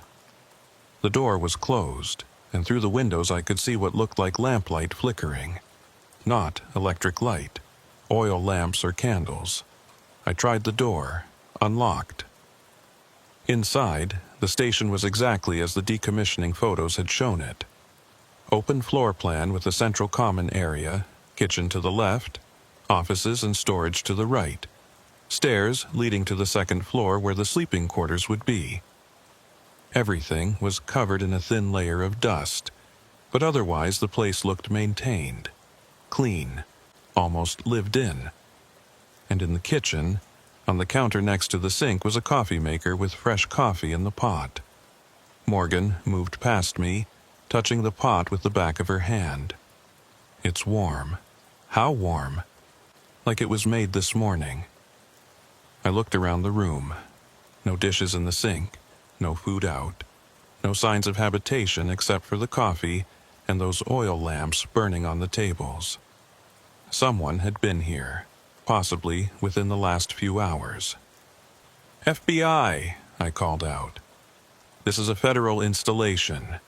If anyone's present, identify yourself. Silence. Morgan had her weapon drawn now, scanning the corners. Upstairs? Upstairs. We climbed the stairs slowly, every creak of the floorboard sounding like a gunshot in the quiet. The second floor had 6 small bedrooms, 3 on each side of a central hallway, and a communal bathroom at the far end. All the doors were open except one. I moved to the closed door and knocked. FBI, open the door. Nothing. I tried the handle, locked from the inside. Morgan positioned herself to the side, weapon ready, while I stepped back and kicked the door just below the handle. It took 2 kicks before the wood splintered and the door swung open. The room was empty. Not just unoccupied, empty. No furniture, no dust, nothing. Just bare floorboards and walls and a window looking out over the forest. But that wasn't the strange part. The strange part was the smell. Coffee. Fresh coffee. As if someone had been drinking it in this room moments before we arrived. This doesn't make sense, Morgan said quietly. I walked to the window and looked out. From this angle, I could see the 2 outbuildings and the communications tower. No movement, no vehicles, no sign of whoever had made that coffee or lit those lamps. Then I noticed something on the windowsill. A mug. White ceramic, with the FBI seal printed on the side, half full of coffee that was still steaming. I picked it up. The ceramic was warm. Someone was just here, I said. Where'd they go? I looked around the empty room. 1 door, the one we'd kicked in. 1 window, closed and latched from the inside. No other exits, no closets or hiding places. Whoever had been in this room had vanished. Morgan was checking her radio, frowning. I'm not getting any signal. You? I pulled out my sat phone. No signal. The emergency radio we'd brought showed only static across all frequencies. Interference from the tower, maybe? Morgan suggested. Maybe. Let's check the communications room. We found it on the first floor. A small office in the back of the building filled with radio equipment and computer terminals. Everything was covered in dust except for 1 terminal, which was powered on and displaying a login screen. Morgan leaned over the keyboard. Systems active. But according to the decommissioning report, all computers were removed. Someone brought this one, or I hesitated. Or it was never removed. She tried a few common passwords. Nothing worked. The system just displayed, access denied, invalid credentials. Then the screen flickered and new text appeared. Last login, November 14th, 2002. 16:47:32 user, admin, session duration, 8 hours, 14 minutes. I read it twice. November 14th, 2002. The station had been decommissioned in March of that year. There shouldn't have been anyone logged in 8 months later. Check the date, Morgan said, pointing at the bottom of the screen. The system clock read November 14th, 2002, 16:47:33 then. 16:47:34, 16:47:35, the clock was running, but it was running in 2002. It's gotta be a bug, I said. System clock got corrupted somehow, defaulted to an old date. Then why is it counting forward? Morgan asked. If it's corrupted, shouldn't it be frozen or jumping randomly? She was right. The clock was advancing normally, 1 second at a time, as if it genuinely believed it was November 14th, 2002. I moved to the next terminal, also powered on, also showing November 14th, 2002. All the computers in the room were running, all of them locked in the same day 12 years ago. We need to check the generator, I said. Find out where this power's coming from. The generator shed was one of the outbuildings, a small wooden structure about 30 yards from the main building. Inside, covered in dust and cobwebs, was an industrial diesel generator, the kind designed to run for days on a single tank. According to the fuel gauge, it was empty. But it was running. I could hear it, a low, rhythmic hum, feel the vibration through the floorboards. The generator was active, running smoothly, producing power despite having no fuel. Morgan checked the connections. This line feeds directly to the main building. It's providing all the power for the lights, the computers, everything. On what? Air? I don't know.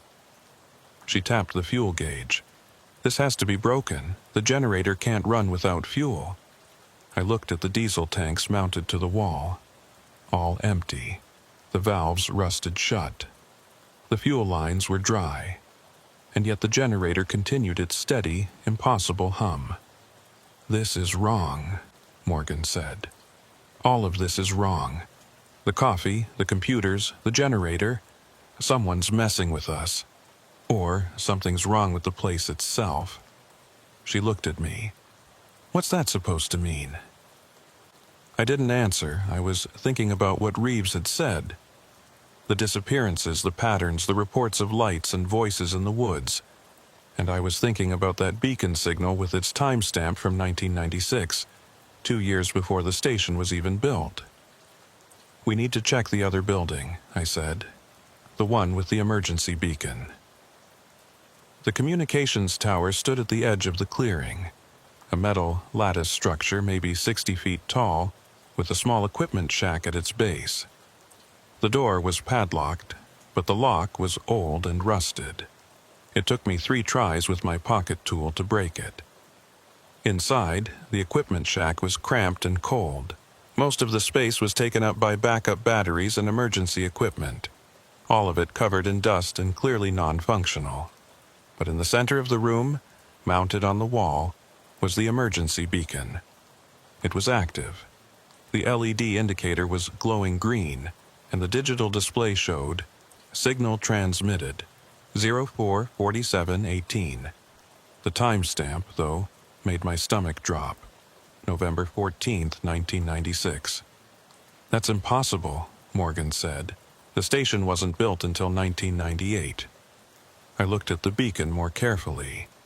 It was a standard emergency transmitter, the kind designed to broadcast on multiple frequencies if the main communications failed. Someone would have to manually activate it, either by pressing the emergency button or by setting it to automatic mode. The switch was set to automatic, but the activation log showed only one transmission, the one we'd received that morning. Or had we received it? The timestamp suggested it was sent in 1996, 8 years before the station existed. Check the date on your watch, I said. Morgan looked. November 15th, 2014. Now check your sat phone. She pulled it out. The screen showed no signal, searching, and below that, system date, November 14th, 2002. Her face went pale. That's not possible. The date's wrong. It's not wrong. The system's pulling the date from the local network. I gestured around us. And according to everything in this station, it's November 14th, 2002. That's insane. Time doesn't just reset. No, it doesn't. But something here is making all the electronics think it's 12 years ago, and I don't think it's a malfunction. We stood in silence, the only sound the faint hum of the generator in the distance. Then Morgan spoke, her voice quiet.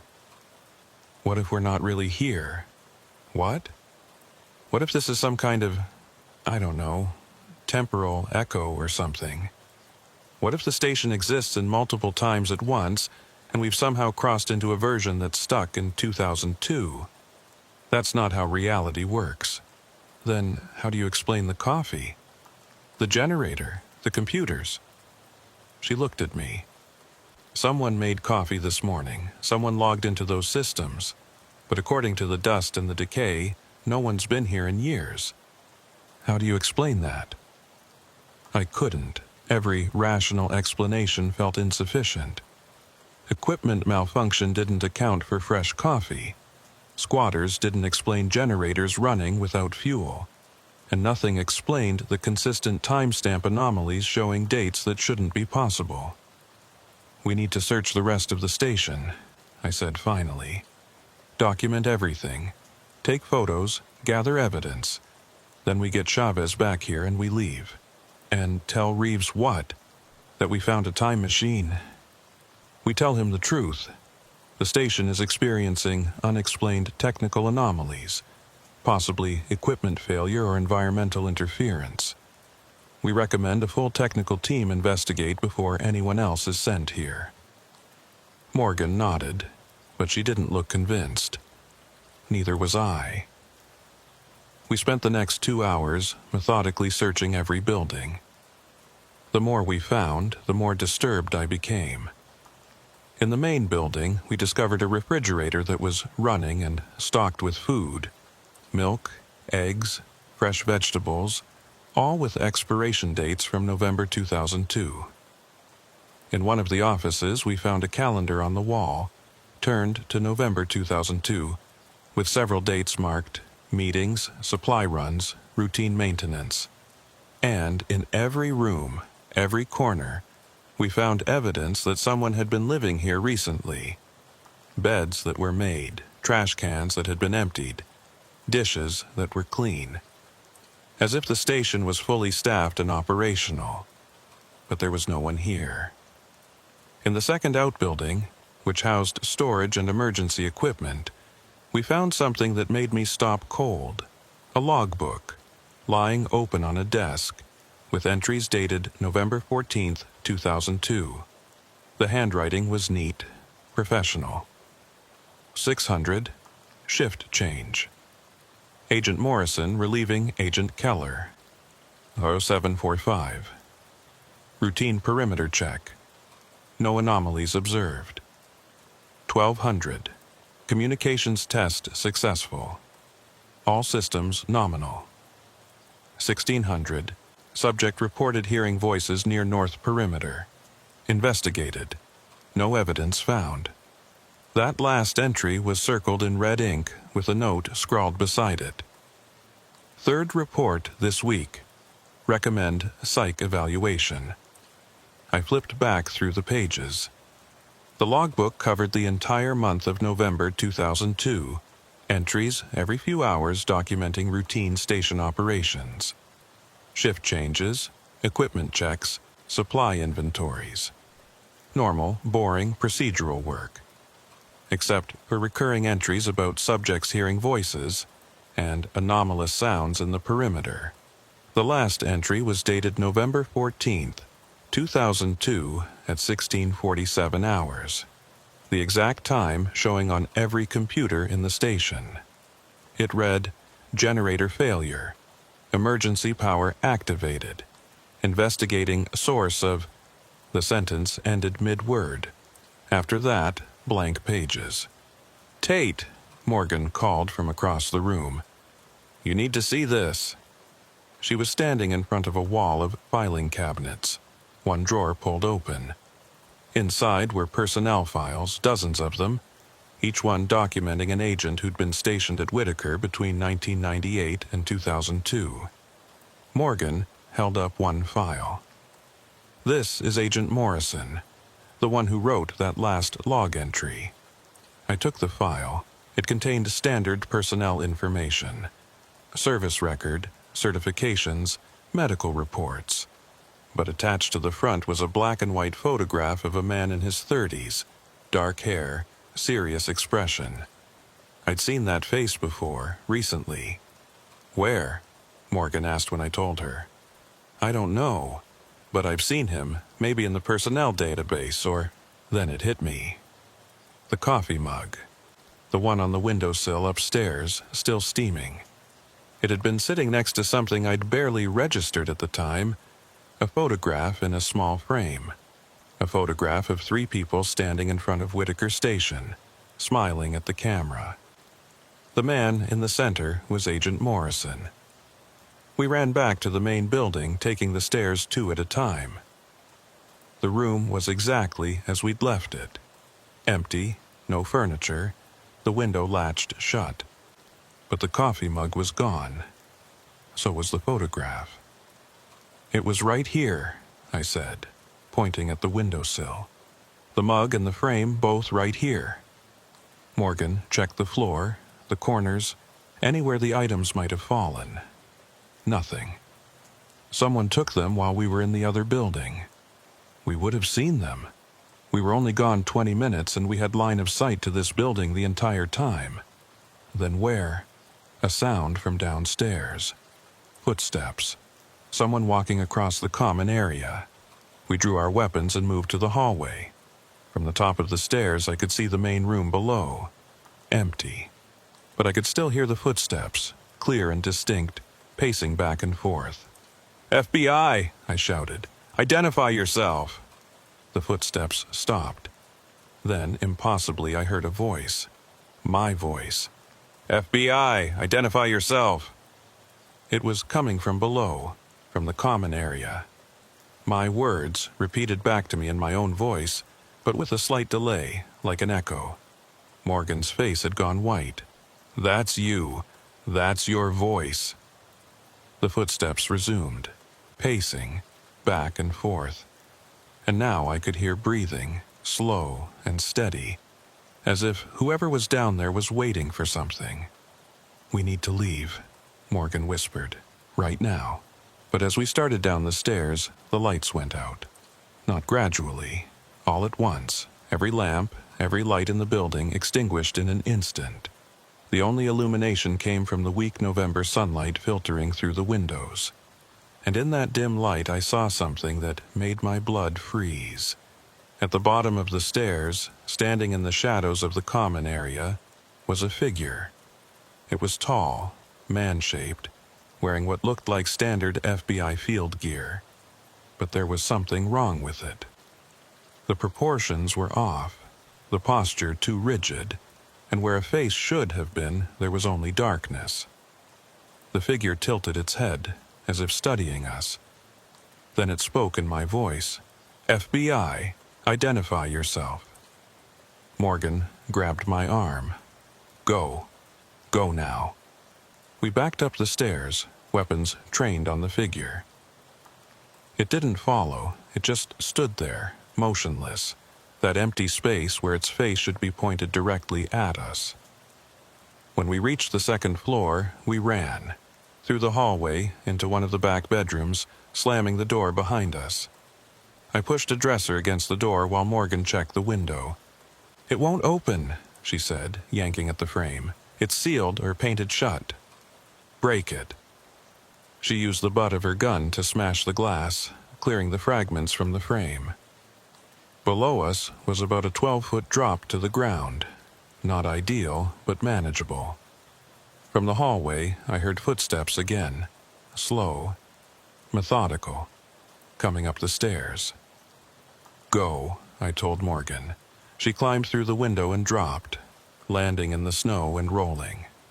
I was about to follow when the door started to open, the dresser scraping across the floor. I threw myself through the window, hit the ground hard, pain shooting through my ankle. Morgan pulled me up, and we ran towards the tree line, not looking back. We were maybe 50 yards into the forest when I finally stopped, gasping for breath.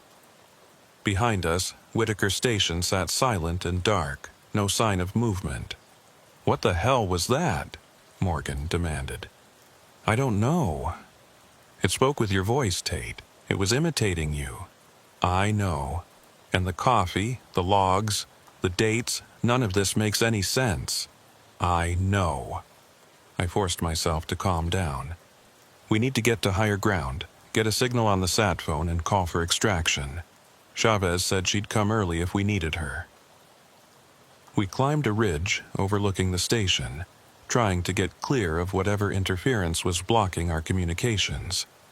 Morgan kept trying the sat phone while I scanned the area with binoculars. That's when I saw them. Lights in the station windows. Not lamplight this time, but the flickering glow of computer monitors, and through one window I saw movement. Figures walking through the common area. 3 of them, maybe 4, dressed in bureau gear, moving normally, like agents going about their routine duties. "Morgan, look at this." She raised her binoculars. "Who are they?" "I don't know, but they weren't there 5 minutes ago." As we watched, one of the figures approached a window and looked out. Even at this distance, I could make out enough detail to recognize the face. Agent Morrison, the one from the personnel file. He stood at the window for a long moment, staring in our direction. Then he raised one hand and waved. Not a friendly wave, a beckoning gesture. "Come back."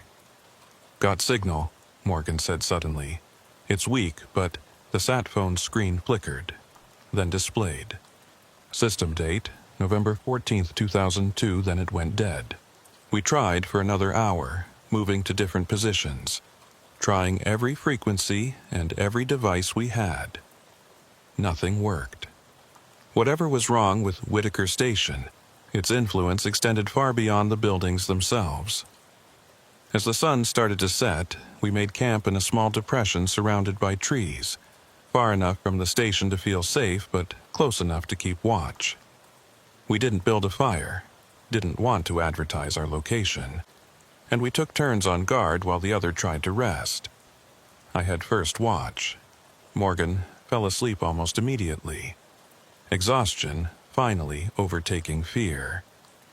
I sat with my back against a tree, weapon in my lap, watching the station below.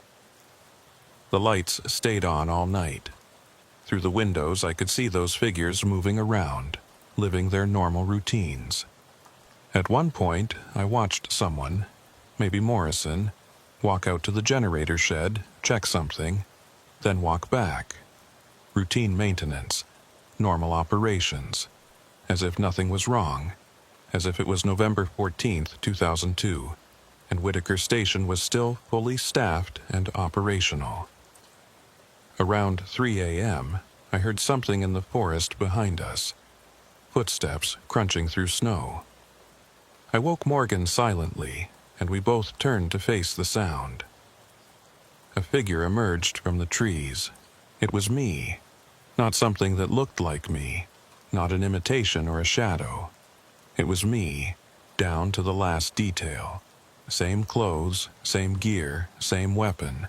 It walked into our camp, looked directly at me, and smiled. "You should come back," it said in my voice. "The station needs you." I didn't move, didn't breathe. The duplicate Tate tilted his head. "Something's wrong with the timeline. We're stuck. We need you to fix it." "Who are you?" Morgan asked, her voice shaking. The duplicate turned to her. "I'm Agent Tate. Who are you?" "I'm Agent Morgan. You're not Tate. He's sitting right here." The duplicate looked confused. It turned back to me, studying my face. "No," it said slowly. "I'm Agent Tate. I've been stationed at Whitaker for 6 months. I know who I am." "What year is it?" I asked. 2002, November 14th. "It's 2004. The duplicate frowned. "That's not possible. I just logged into the system. It's November 14th, 2002. I have the date right here." It patted its pockets, looking for something that wasn't there. Its movements became more agitated, more confused. "I had it. I had the date. Where is it? Where—" Then it stopped moving. Froze completely, like someone had hit pause on a video. After maybe 10 seconds it moved again, but differently. Jerkier, wrong. "Come back to the station," it said. But the voice was off now. Not quite my voice. A recording played at the wrong speed. Then it turned and walked back into the forest, its movements stilted and mechanical. Neither Morgan nor I spoke for a long time. Finally, as the sun began to rise, she said, "We can't stay here. Chavez won't be back for 2 more days. Then we hike out, follow the old road back to civilization. That's 40 miles at least, through wilderness, in November. Better than staying here." She looked at me. "Whatever this place is, it's not just a station anymore. It's something else, something wrong. And the longer we stay, the more likely we end up like—" She gestured toward the trees where the duplicate had disappeared. "Like that." She was right. But before we left, I needed answers. "One more sweep," I said. "Daylight. We go in, access the computer systems, pull whatever files we can, and document everything. Then we leave and never come back." "Are you insane?" "Probably. But I didn't come up here to run, and I need to know what happened to those agents. Morrison, Keller, all of them. They didn't just disappear. They're still here, somehow, stuck. And maybe we can figure out why." Morgan looked at me like I'd lost my mind. Maybe I had. But I couldn't shake the feeling that Whitaker Station was trying to tell us something.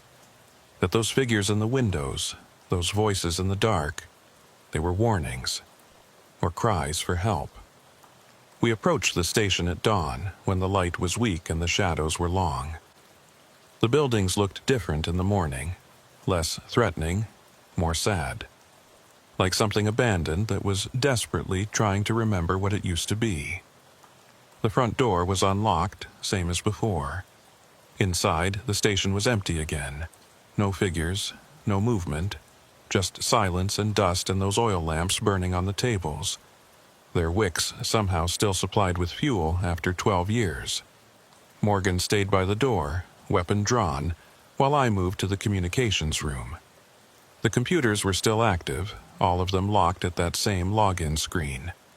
I pulled out a USB drive, one I'd brought specifically for data recovery, and plugged it into the main terminal. The system didn't recognize it. The USB port was dead, or the protocols were incompatible, or something else I didn't understand. Instead, I tried the keyboard, typing random commands, trying to bypass the login. Nothing worked. The system just repeated, "Access denied. Invalid credentials." Then I noticed something. In the corner of the screen, partially hidden by a corrupted graphic, was text so small I'd missed it before. "Session timeout in 06:47:12. A countdown, 6 hours, 47 minutes until what? The session ended, the system reset, or something else?" I called Morgan over. "Look at this, the system's counting down." She studied the screen. "Counting down to what?" "I don't know. But if this is a loop, if the station is replaying November 14th, 2002 over and over, then maybe this is when it resets, when it starts again. That's impossible. Everything about this place is impossible, but the timing makes sense. The last log entry was at 16:47 hours. 6 hours and 47 minutes later would be 20:34 hours, 11:34 p.m. Maybe that's when whatever happened here reached its conclusion. Or its beginning, Morgan said quietly. I thought about the emergency beacon, the one that had activated at 0447 in the morning, sending a signal dated 1996. If the station was stuck in a loop, repeating the same day over and over, then maybe that beacon was the starting point, the moment it all began. But how could a location be trapped in time? It violated every law of physics I knew. Time didn't loop, it moved forward, linear and irreversible. You couldn't step into the same moment twice, except here somehow you could. I started checking the other terminals, looking for any file I could access without credentials. Most were locked, but one machine had a public shared drive containing maintenance logs and supply manifests. I pulled up the most recent files. They were all dated November 14, 2002. Equipment inventories, generator fuel levels, routine system checks. Everything documented in meticulous detail by agents who thought they were just doing their jobs. Agents who had no idea they were living the same day on repeat. One file caught my attention. Incident Reports NOV02.txt. I opened it. The document contained a series of reports filed by station personnel documenting unusual occurrences throughout November. November 2, 2002. Agent Keller reports hearing voices calling his name while on perimeter patrol. Investigation revealed no source, possibly wildlife or auditory hallucination due to isolation. November 5, 2002. Agent Morrison reports finding coffee mug in empty room. Mug was warm and contained fresh coffee. No explanation found. Security sweep revealed no intruders. November 8, 2002. Multiple agents report déjà vu experiences, feeling that events have happened before. Station psychologist attributes this to stress and recommends mandatory counseling sessions. November 11, 2002. Communications equipment malfunction. All clocks showing incorrect dates. Technician unable to determine cause. Systems reset. Problem persists. November 14, 2002. Agent Morrison reports seeing duplicate of himself in the woods. Duplicate spoke and moved like Morrison, but claimed to be from a different time. Psych evaluation scheduled. Update. 3 other agents report similar experiences. Emergency meeting called for 2,000 hours. The last entry was logged at 16:47 hours. After that, nothing. They knew, I said. They knew something was wrong. They were experiencing the same things we are, the duplicates, the time anomalies, all of it. What happened to them? Morgan asked.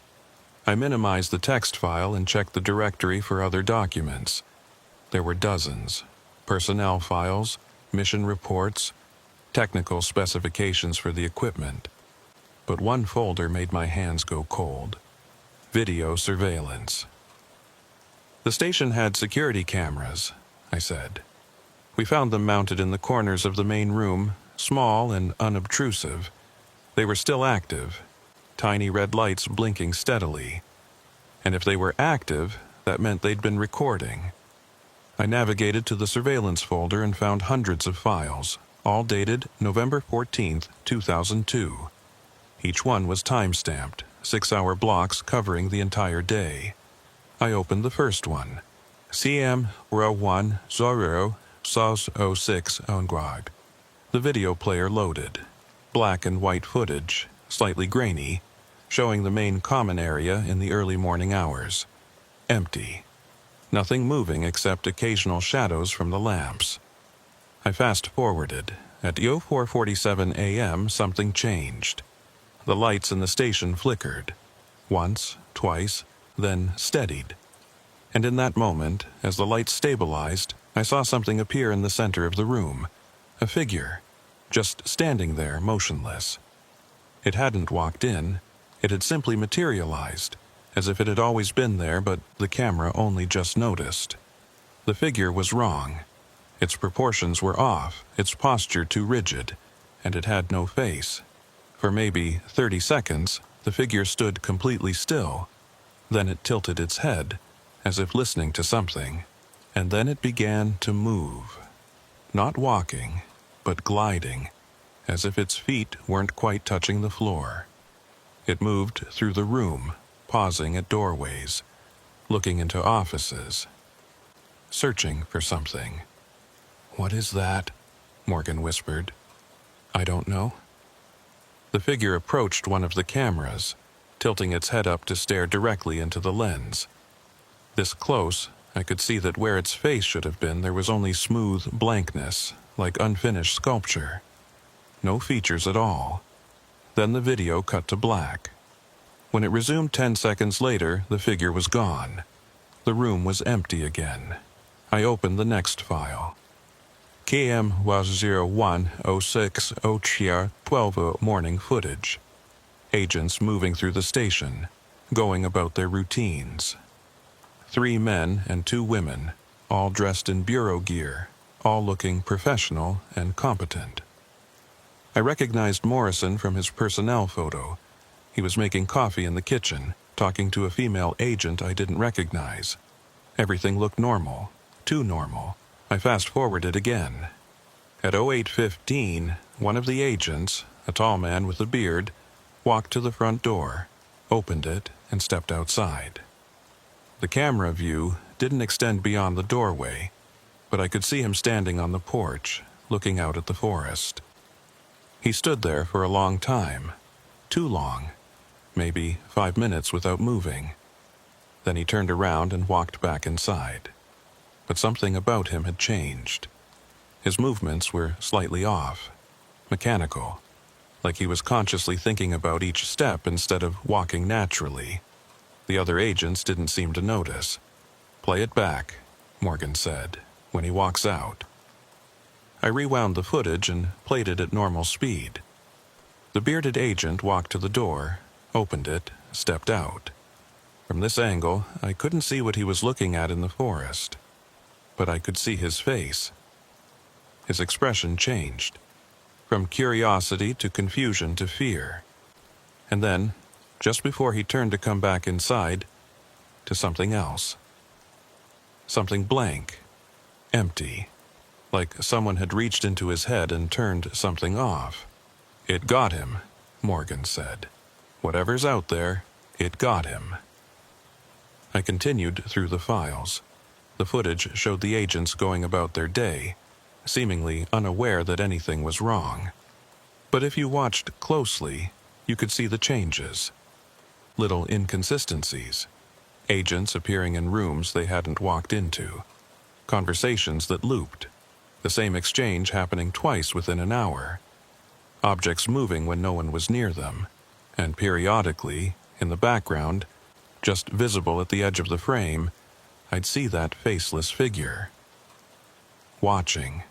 Always watching. At 16:47, the footage showed Morrison sitting at this very terminal, typing a log entry. The entry I'd read earlier. Generator failure. Emergency power activated. Investigating source of... Morrison stopped typing mid-word. He sat very still, staring at the screen. Then he turned slowly to look at the camera, his eyes wide. He mouthed something. I couldn't hear it. The surveillance had no audio, but I could read his lips. "It's happening again." Then the power went out, and the footage ended. The next file was labeled KM0117 Ocassin 2300, but it wouldn't open. Corrupted data, or deliberately deleted, or something else. All the files after 1647 hours were inaccessible. "We're missing the end," I said.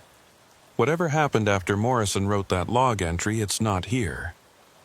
"Or it's happening now," Morgan said. "Think about it. We arrived yesterday morning. The station was empty. but there was fresh coffee. Then we left, came back, and saw figures in the windows. Just like the surveillance showed, people appearing and disappearing. You think we're in the footage? That we're part of the loop? I don't know. But something trapped those agents in November 14th, 2002. And now we're here experiencing the same anomalies, seeing the same things they saw. What if the station doesn't just replay that day? What if it pulls people into it? I looked at my watch. The date display was glitching, cycling between November 15th, 2014 and November 14th, 2002. We need to get out before the countdown reaches 0, I said, before whatever happened to those agents happens to us. We gathered what evidence we could, copied files to my camera's memory card, photographed the surveillance screens, documented everything. Then we headed for the door. It wouldn't open. Morgan tried the handle, locked. She tried harder, throwing her weight against it. The door didn't budge. Window, I said. We moved to the nearest window and tried to open it. Also locked, or sealed, or something. The latch wouldn't move, and the glass was reinforced, the kind that wouldn't break easily. Other exits, Morgan said. We ran through the station, trying every door and window. All locked, all sealed. The building had become a cage. This is wrong, Morgan said, her voice rising. Doors don't just lock themselves. Someone's doing this. Or something, the station itself. We made our way back to the communications room. The terminal showed the countdown, 04:23:51. 4 hours and change until the loop reset. Until November 14th started over again. And we were trapped inside. I tried the front door again, this time using my gun to shoot out the lock. The bullet hit metal and ricocheted, embedding itself in the wall 3 feet from my head. The door remained closed. Doesn't matter, Morgan said. Even if we get out of the building, we're still inside the station's influence. The loop extends beyond these walls. She was right. Whatever was wrong with Whitaker Station, it wasn't confined to the buildings. The forest, the clearing, maybe miles of surrounding territory, all of it was caught in the same temporal trap. So what do we do? I asked. We figure out what happened on November 14th, 2002. We find out why the loop started, and maybe we can break it. I pulled up the incident reports again, reading through them more carefully. The pattern was clear. Starting in early November, the agents had begun experiencing anomalies. Time distortions, duplicates, spatial inconsistencies. The kind of things we were experiencing now. But something had triggered it. Something had made November 14th the day that repeated forever. I opened the personnel files, looking for anything that might explain what the agents were investigating. Most of it was routine. Missing persons cases, wilderness search and rescue, liaison work with remote communities. But one file was marked classified, eyes only. I opened it. Project designation. Mirror Lake classification level. 4 investigating agents. Morrison, Keller, Rodriguez subject. Anomalous temporal readings detected at Mirror Lake, approximately 8 miles northwest of Whitaker Station. Briefing. Local trappers report unusual phenomena at Mirror Lake, including spatial distortions, missing time, and encounters with duplicate persons. Geological survey indicates presence of unknown mineral deposits with unusual electromagnetic properties. Recommend investigation and containment if threat level determined to be significant. Status: active investigation as of November 1st, 2002. I showed Morgan. Mirror Lake. That's what they were investigating. You think that's the source? The lake? Has to be. Unknown minerals, electromagnetic properties, temporal anomalies. Everything we're experiencing now, the trappers reported years earlier.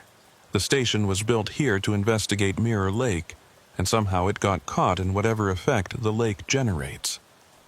Morgan pulled out a map of the area.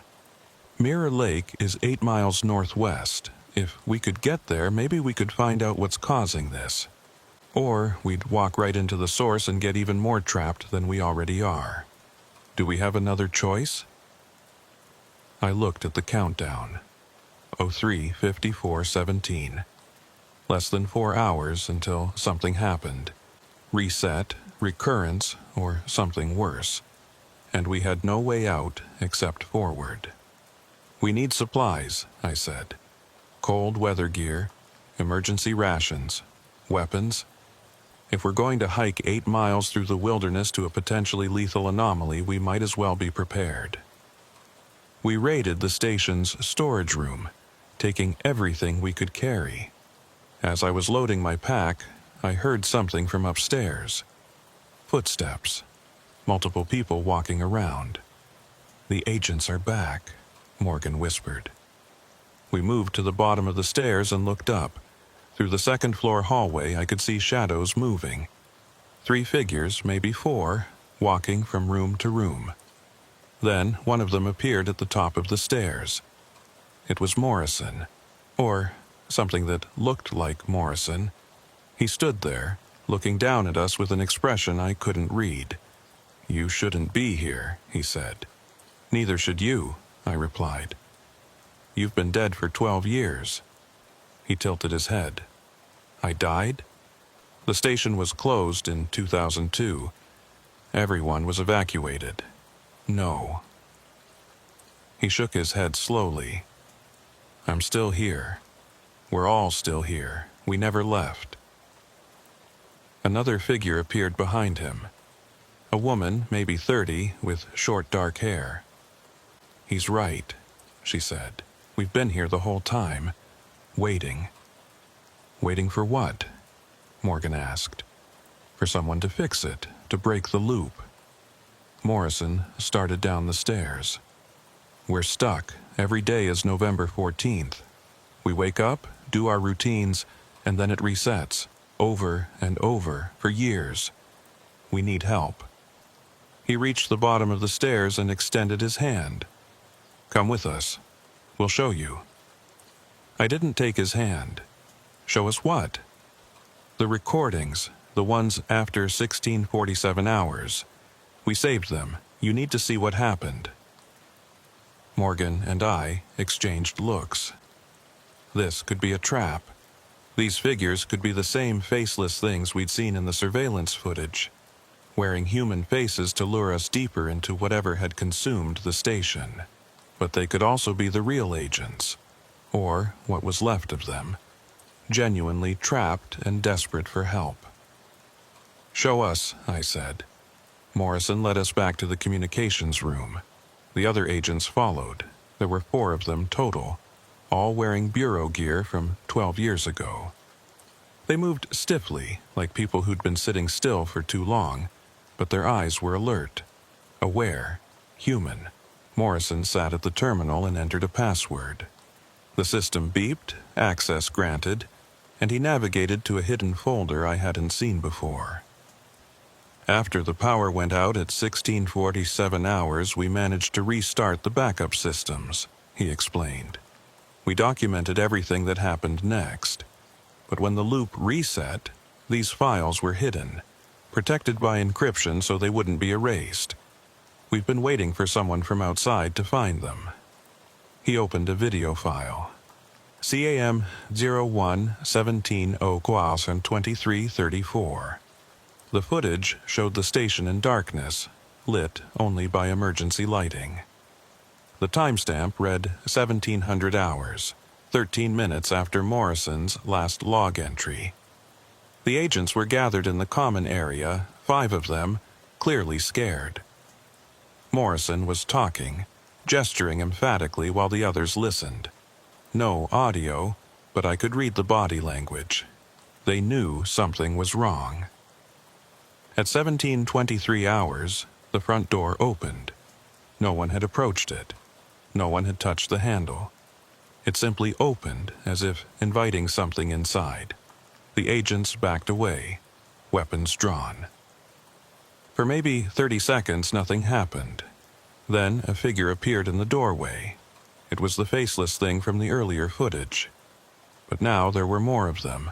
3, 4, 5 figures, all identical, all featureless. Flowing into the station like water, the agents opened fire. I could see muzzle flashes, could imagine the deafening sound of gunfire in that enclosed space. But the bullets had no effect. They passed through the figures as if through smoke. The figures spread out, moving toward the agents with that same gliding motion. When they got close, they reached out with the hands that seemed too long, fingers that bent wrong. One of the agents, the bearded man I'd seen in the earlier footage, was touched by one of the figures. He froze. His expression went blank. And when the figure withdrew its hand, the agent moved differently. Mechanical. Wrong. One by one, the figures touched each agent. One by one, the agents changed. All except Morrison. He'd backed into the communications room, sealed the door, and was frantically typing at the terminal. Through the window in the door, I could see the figures pressing against the glass, reaching for him. The timestamp reached 23:34 hours. 11:34 p.m., the exact moment the countdown was approaching. On screen, Morrison finished typing and pressed enter. The terminal flashed, code scrolling across the screen. Then everything in the station, lights, computers, equipment, shut down completely. Total darkness. When the emergency lights came back on seconds later, the figures were gone. The agents were still there, but different. They moved in perfect synchronization, like puppets on strings. And Morrison was slumped over the keyboard, not moving. The footage continued until midnight, then looped back to 00 hours. November 14th, starting over. That's what happened, the present, Morrison said quietly. I tried to shut down the station, cut the power, break whatever connection those things were using. But I couldn't stop it. I only delayed it, trapped it in a loop. The countdown, I said. When it reaches 0, that's when the figures come back, when they try to finish what they started. Yes, every cycle, at 23:34 hours, they return. And every cycle we have to hide. Wait it out, hope we don't get touched. But it's getting worse. Each loop, they're stronger, faster. Soon, they won't need to wait for the countdown. They'll be here all the time. What are they? Morgan asked. Morrison shook his head. We don't know. We thought they might be connected to Mirror Lake, to whatever mineral deposits or anomaly exists there. But we never got a chance to investigate further. The loop started before we could finish our research. I looked at the countdown. 02:15:33, 2 hours. Then the cycle would reset, and those things would return. The lake, I said. If that's the source, maybe we can shut it down. End the loop permanently. We've tried, one of the other agents said, the woman with short hair. Every cycle, we try to reach the lake, but we never make it. The forest changes, paths that should exist disappear. Time stretches or compresses. 8 miles becomes 80. We always end up back here, just in time for the reset. Because you're part of the loop, Morgan said. You can't break free because you're trapped inside it. But we're not. We came from outside. Then, maybe you can succeed where we failed. Morrison pulled up a map on the screen. Mirror Lake is here. There's an old trapper's trail that should get you there in under 3 hours if you move fast. But you need to understand, if you go there, you might not come back. Whatever's at that lake, it's powerful enough to create this. He gestured at the station around us. Powerful enough to trap us for 12 years. If we don't go, we're trapped anyway, I said. When that countdown reaches 0, those things come back. And I don't want to be here when they do. Morrison nodded slowly. Then take this. He handed me a USB drive. Everything we learned about Mirror Lake is on here. Research notes, geological surveys, temporal readings. Maybe you can find something we missed. We loaded our packs and prepared to leave. As we headed for the door, which now opened easily, as if the station was letting us go, Morrison called out, "Agent Tate?" I turned. "When you break the loop, if you break it, what happens to us?" I didn't have an answer. If we shut down whatever was at Mirror Lake, would it free the agents? Or would they simply cease to exist? Temporal echoes fading into nothing. "I don't know," I said honestly. He smiled sadly. "Neither do we, but anything's better than this. Living the same day forever, waiting for midnight, hiding from things that shouldn't exist." He extended his hand. "Good luck." I shook it. His hand was cold, but solid, real. "Stay hidden until 2334, I said. "We'll end this. We know you will. We've seen you do it." "What?" But Morrison just smiled. "You'll understand when you reach the lake." Then the door closed between us, and Morgan and I were standing outside in the cold November air, with less than 2 hours to hike 8 miles through the wilderness and somehow stop a temporal anomaly that had trapped an entire station in an endless loop. "No pressure," Morgan muttered. We started running. The trail Morrison had marked on the map was barely visible, more suggestion than path. We followed it northwest, pushing through dense undergrowth and over fallen logs, our breath coming in white clouds. The forest seemed darker here, the trees more tightly packed, and I had the constant sensation of being watched. "How long?" Morgan asked. I checked my watch, 20:47. "Hour and 47 minutes until the reset. We need to move faster." We broke into a run, abandoning caution for speed. Branches whipped at our faces. Snow soaked through our boots. My ankle, the one I'd hurt jumping from the window, throbbed with each step, but I ignored it. We had to reach the lake before midnight. After maybe 40 minutes of running, Morgan grabbed my arm. "Wait, look." We'd reached a clearing, and at the far end, through the trees, I could see water, a lake, its surface perfectly still despite the wind, reflecting the overcast sky like dark glass, Mirror Lake. But something was wrong with the distance. The lake looked close, maybe 100 yards, but as we walked toward it, the distance didn't decrease. We walked for 5 minutes, 10 minutes, and the lake remained the same tantalizing distance away. "It's the temporal distortion," I said. "Space is compressing or expanding. We're not getting closer because distance doesn't work normally here. Then how do we reach it?" I thought about what Morrison had said. When you break the loop, if you break it, we've seen you do it. They'd seen us do it. Past tense, as if it had already happened. What if the loop didn't just trap the station in November 14th, 2002? What if it trapped everything, past, present, future, in the same recursive moment? Time folding back on itself. Cause and effect becoming meaningless. If that was true, then we weren't trying to reach the lake. We had already reached it. We just needed to find the moment when we had. "Close your eyes," I told Morgan. "What?" "Just do it. Don't look at the lake. Don't think about the distance. Just walk forward."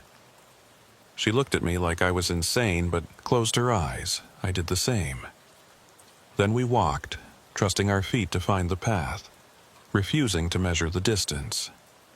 I counted steps, 50, 100, 200. When I opened my eyes, we were standing at the edge of Mirror Lake. The water was perfectly still, perfectly clear. I could see straight to the bottom, maybe 30 feet down, where something rested on the lake bed. Something white and crystalline, roughly the size of a car, pulsing with faint light. "What is that?" Morgan whispered. I thought about the samples from Grafton Ridge, the white stones with their impossible properties. This looked similar but massive, like a meteor or a chunk of crystal that had fallen from somewhere it shouldn't exist. And it was alive. Not biological life, something else. The pulse of light wasn't random. It had rhythm, pattern, like a heartbeat or a signal, and with each pulse I felt something change in the air around us. Time itself flexing, compressing, expanding with each beat. "That's the source," I said.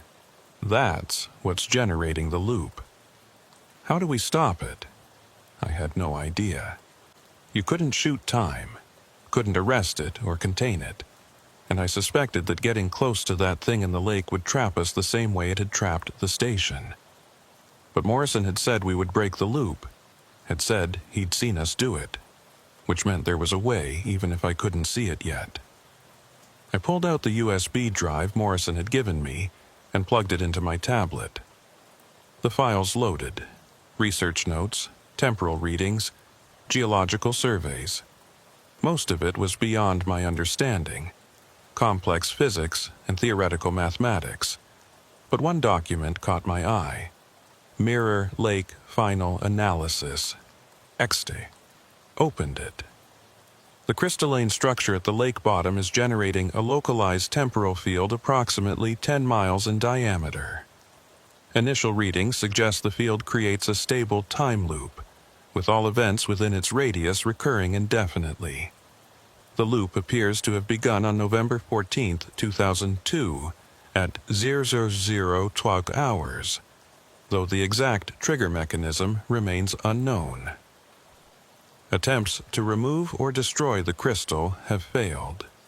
The structure exists in superposition, present in multiple timelines simultaneously. Any action taken against it in one timeline is instantly negated in another. However, analysis of the crystal's pulse pattern reveals a potential vulnerability. The field operates on a specific frequency, 14.02 Hz. If this frequency could be disrupted, introduced to a conflicting signal of equal amplitude, the temporal loop might destabilize. Recommendation: deploy electromagnetic pulse at precisely 2334 SOI, the moment the loop resets, at a frequency of exactly 14.2 Hz. This may create destructive interference, collapsing the temporal field. Equipment required: EMP generator, frequency modulator, precise timing mechanism. Status: unable to test. Loop prevents acquisition of necessary equipment.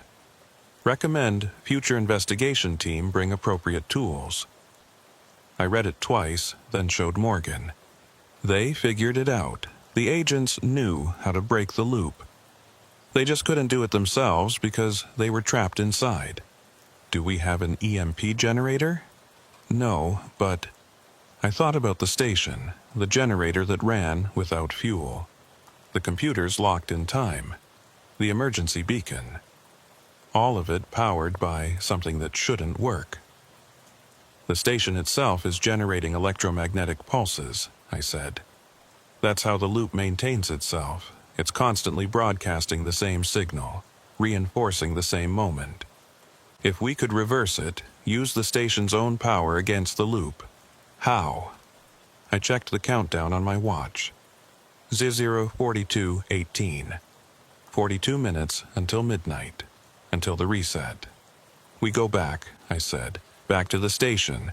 We use the equipment there to generate a counterpulse at exactly 23:04 hours. Destructive interference collapses the field, the loop breaks, and everyone goes free. That's insane. You have a better idea? She didn't. We ran back through the forest.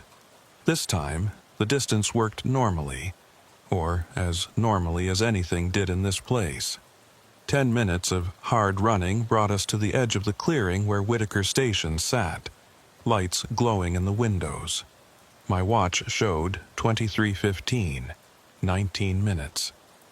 We burst through the front door. The agents were gathered in the common area, exactly where the surveillance footage had shown them. Morrison looked up as we entered. "You're back. We need your help, now. Is there any equipment in this station that can generate a 14.02 Hz electromagnetic pulse?" Morrison thought for a moment. "The emergency beacon. It operates on multiple frequencies, including extremely low frequency bands for long-range transmission. With the right modification, we could tune it to 14.2 Hz. Can you do it in 19 minutes? "I can try." We ran to the communications tower. Morrison pulled open the equipment panels and started rewiring the beacon while I held a flashlight and read him instructions from the research notes. Morgan kept watch, her weapon drawn, eyes scanning the darkness beyond the windows. 23:20. "Almost there," Morrison said, his fingers flying over the circuit board. "But I need a stable power source. The backup batteries won't provide enough amplitude. Use the main generator. If I route that much power through the beacon, it'll overload. Might explode. Better than staying trapped forever." He nodded and started running cables from the generator shed. The other agents helped, moving with desperate efficiency. They'd been waiting 12 years for this moment. 23 years, same? 23:28. Morrison made the final connection. "Ready. On your mark, activate the beacon at exactly 20:34 hours.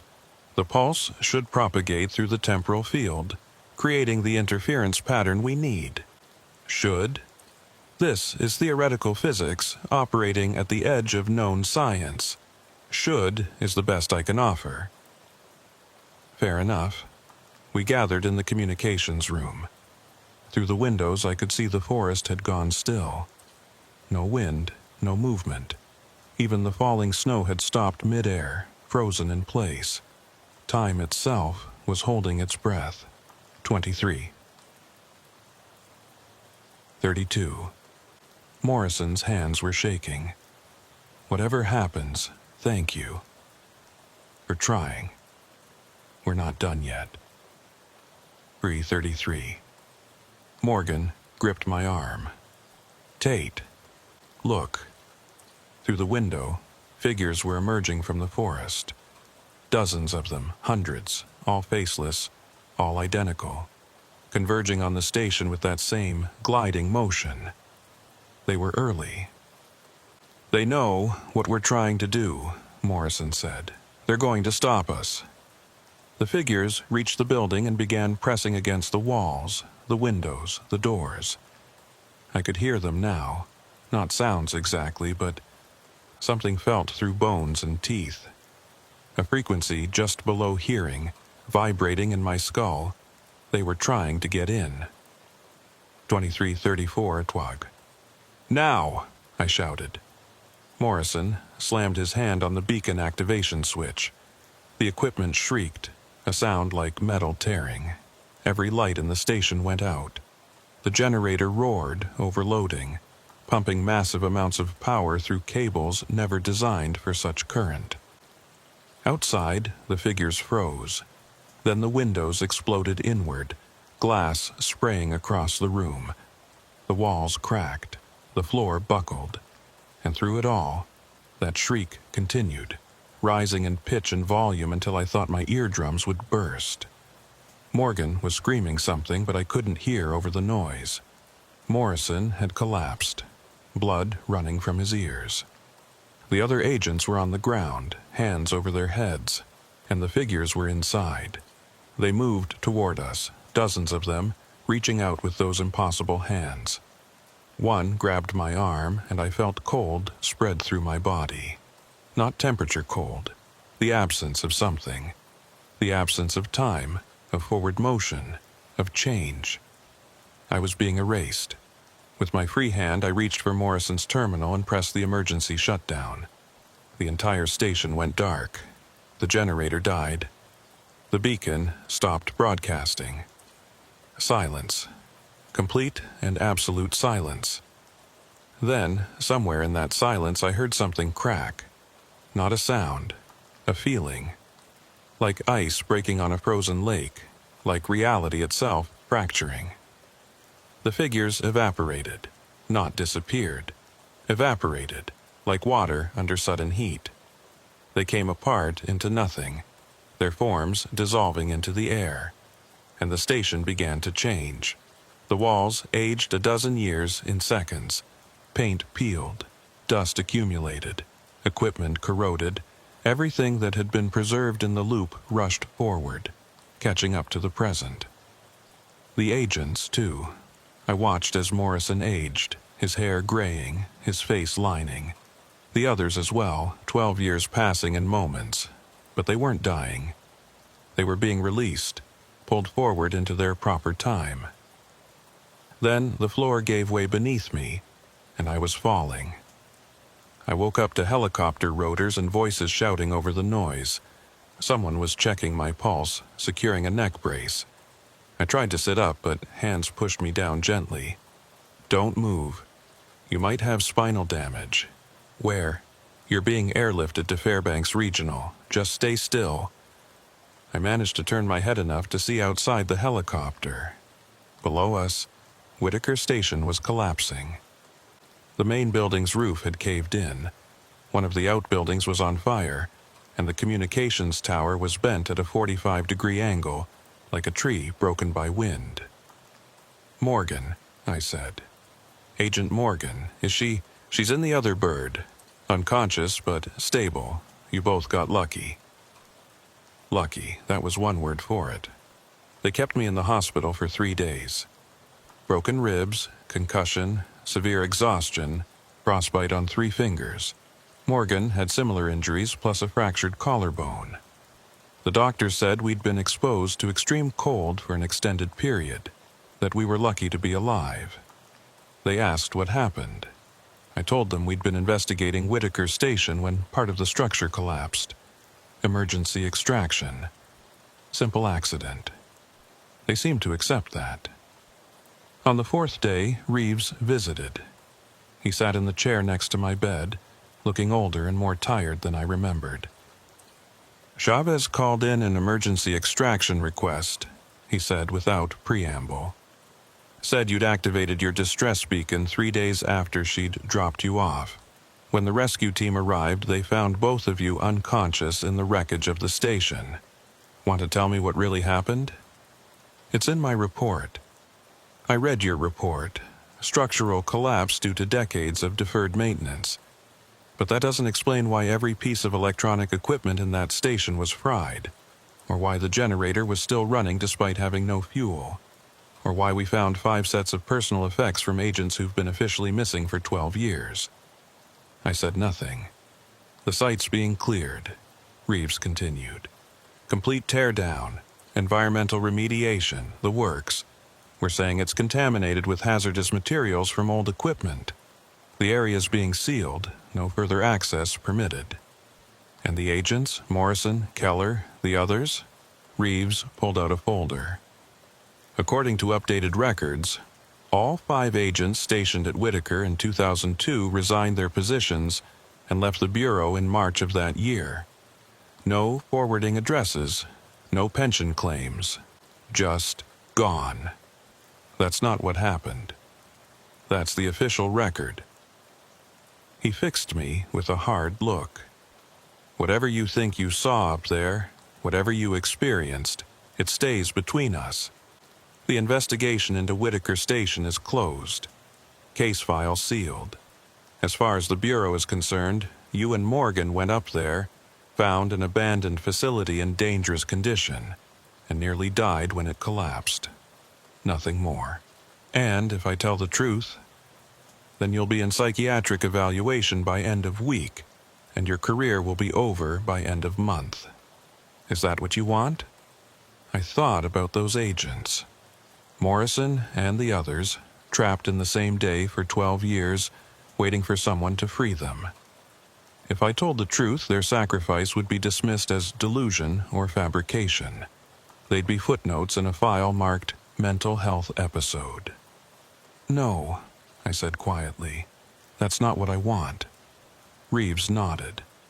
Good, then we're clear. He stood to leave, then paused at the door. For what it's worth, Tate, I believe you saw something up there. Alaska's full of places that don't make sense, phenomena we can't explain.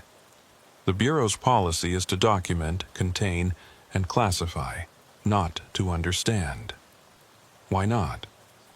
Because some things aren't meant to be understood, they're meant to be avoided. He left. Morgan was discharged 2 days after me. We met in the parking lot of the Anchorage field office, neither of us quite ready to go back inside. You read Reeves' closure report? She asked. Yeah. It's bullshit. Complete bullshit, I agreed. But it's the bullshit we're stuck with. She looked at the building, at the windows reflecting afternoon light. Do you think they're okay? The agents? I don't know. They aged 12 years in seconds. They were released from the loop, but to when? 2002? 2014? Somewhere in between. Maybe they're everywhere. Every time. Maybe breaking the loop scattered them across all the years they missed. It was as good a theory as any. I keep thinking about what Morrison said, Morgan continued. That they'd seen us break the loop. Past tense. As if it had already happened before we did it.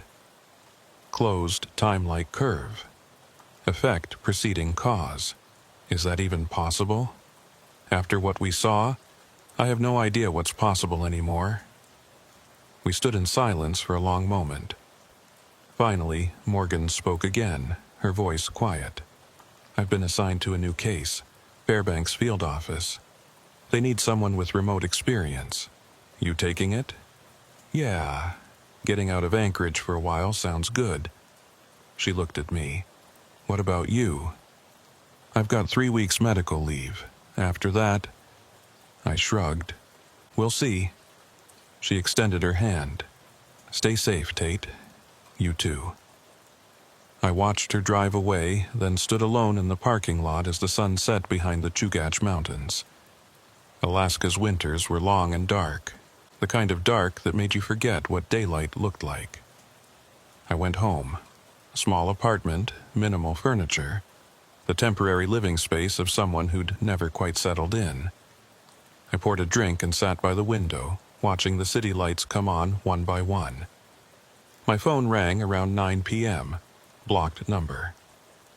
Agent Tate? The voice was familiar, but I couldn't place it. Yes, who's this? It's Morrison. I almost dropped the phone. That's not possible. You were trapped in a time loop for 12 years? Yeah, I remember. And I remember you breaking it. Thank you, by the way. Where are you? Seattle. I've been here since... He paused. Since March 2002, when the station closed. That doesn't make sense. You were at Whitaker in November. I know, paradox, right? The loop trapped one version of me, but another version left before the loop began. Both are true. Both happened. Time doesn't have to make sense when it folds back on itself. I didn't know what to say. Listen, Morrison continued. I'm calling to warn you. The station's gone, but the lake is still there. Whatever that thing is at the bottom, it's still active. We disrupted the loop, but we didn't destroy the source. Then what happened? Why isn't it creating new loops? I think... He hesitated. I think it's waiting, regenerating. The pulse we generated damaged it, but didn't destroy it. Give it time, years, decades, maybe centuries. And it'll be back. And when it comes back, it'll be stronger. So, what do? We watch. We wait. We make sure no one goes near Mirror Lake, and if the anomalies start again... He trailed off. If they start again, we do what we did before. We break the loop, as many times as it takes. Morrison, I don't understand. How are you even alive? How are any of you alive? Honestly, I don't know.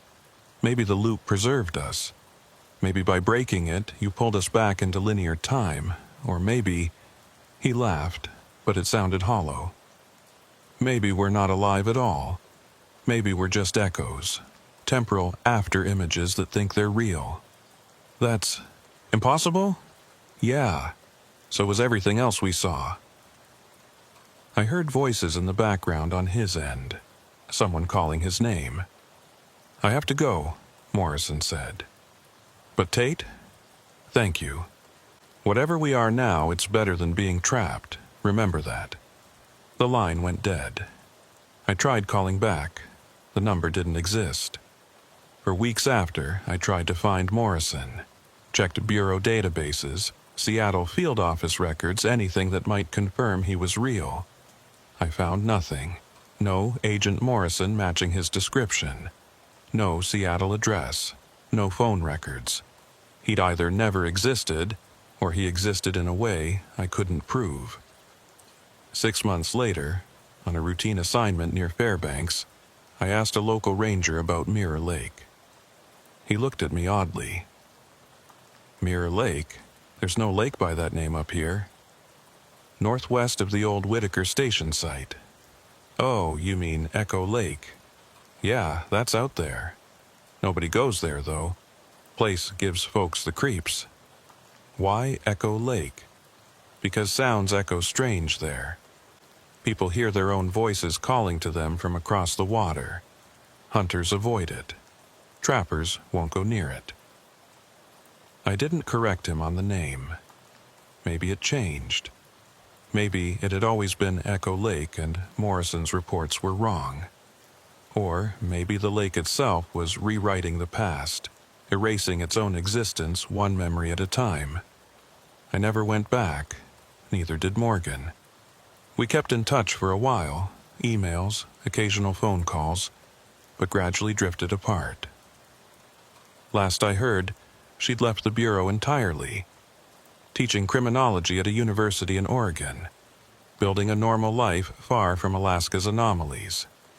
Smart woman, I stayed, finished my 20 years, took retirement, bought a cabin near Anchorage. I tell people I stayed because I love Alaska, because there's nowhere else like it. And that's true as far as it goes. But the real reason is simpler. Someone has to watch. Someone has to remember what happened at Whitaker Station. Someone has to make sure that when the loops start again, and they will start again, there's someone who knows how to break them. That someone is me. Every November 14th, I drive north. Not all the way to Mirror Lake. I'm not that stupid, but close enough. Close enough to feel if something changes. Close enough to hear if the whispers start. So far, nothing. But I keep watching, keep waiting. Because Morrison was right. Time doesn't have to make sense when it folds back on itself. Cause and effect become suggestions. Past and future blur into maybe and might have been. And somewhere in that blur, in the space between one moment and the next, Whitaker Station still exists. Not in our present, but in every November 14th that ever was or ever will be. An eternal moment, preserved forever. And in that moment, 5 agents still walk the same halls, pour the same coffee, write the same logs. Still waiting for someone to notice. Still hoping for rescue. I tried to save them once. Maybe I succeeded. Maybe I failed.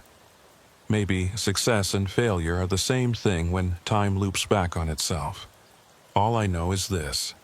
Some nights, when I'm trying to sleep, I hear my own voice calling from the darkness. "Come back to the station. We need you. It's happening again." And I lie there, eyes open, listening to the echo of a voice that might be mine, might be someone else's, might be nothing at all. Wondering when, not if when, I'll have to go back. Because loops don't end. They just pause.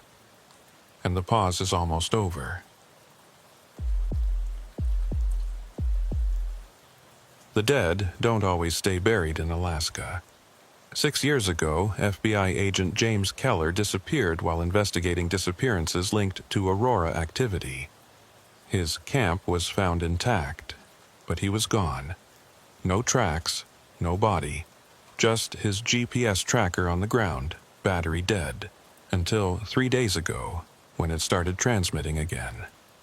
Special Agent in Charge Delgado met me at Fairbanks Airport. "Keller's tracker is active," she said in the car. "Moving south, walking patterns. Someone or something is carrying it toward the Dalton Highway. Impossible. The battery should be dead, I know." She showed me the telemetry data. The tracker had been moving for 3 days, consistent with human hiking patterns. "We need you to intercept it." At the mobile command unit, Porter showed me the signal on his monitors. 2 miles per hour heading straight for our position. Should arrive at dawn. I studied the case file. Keller had been investigating 17 disappearances, all during periods of strong Aurora activity.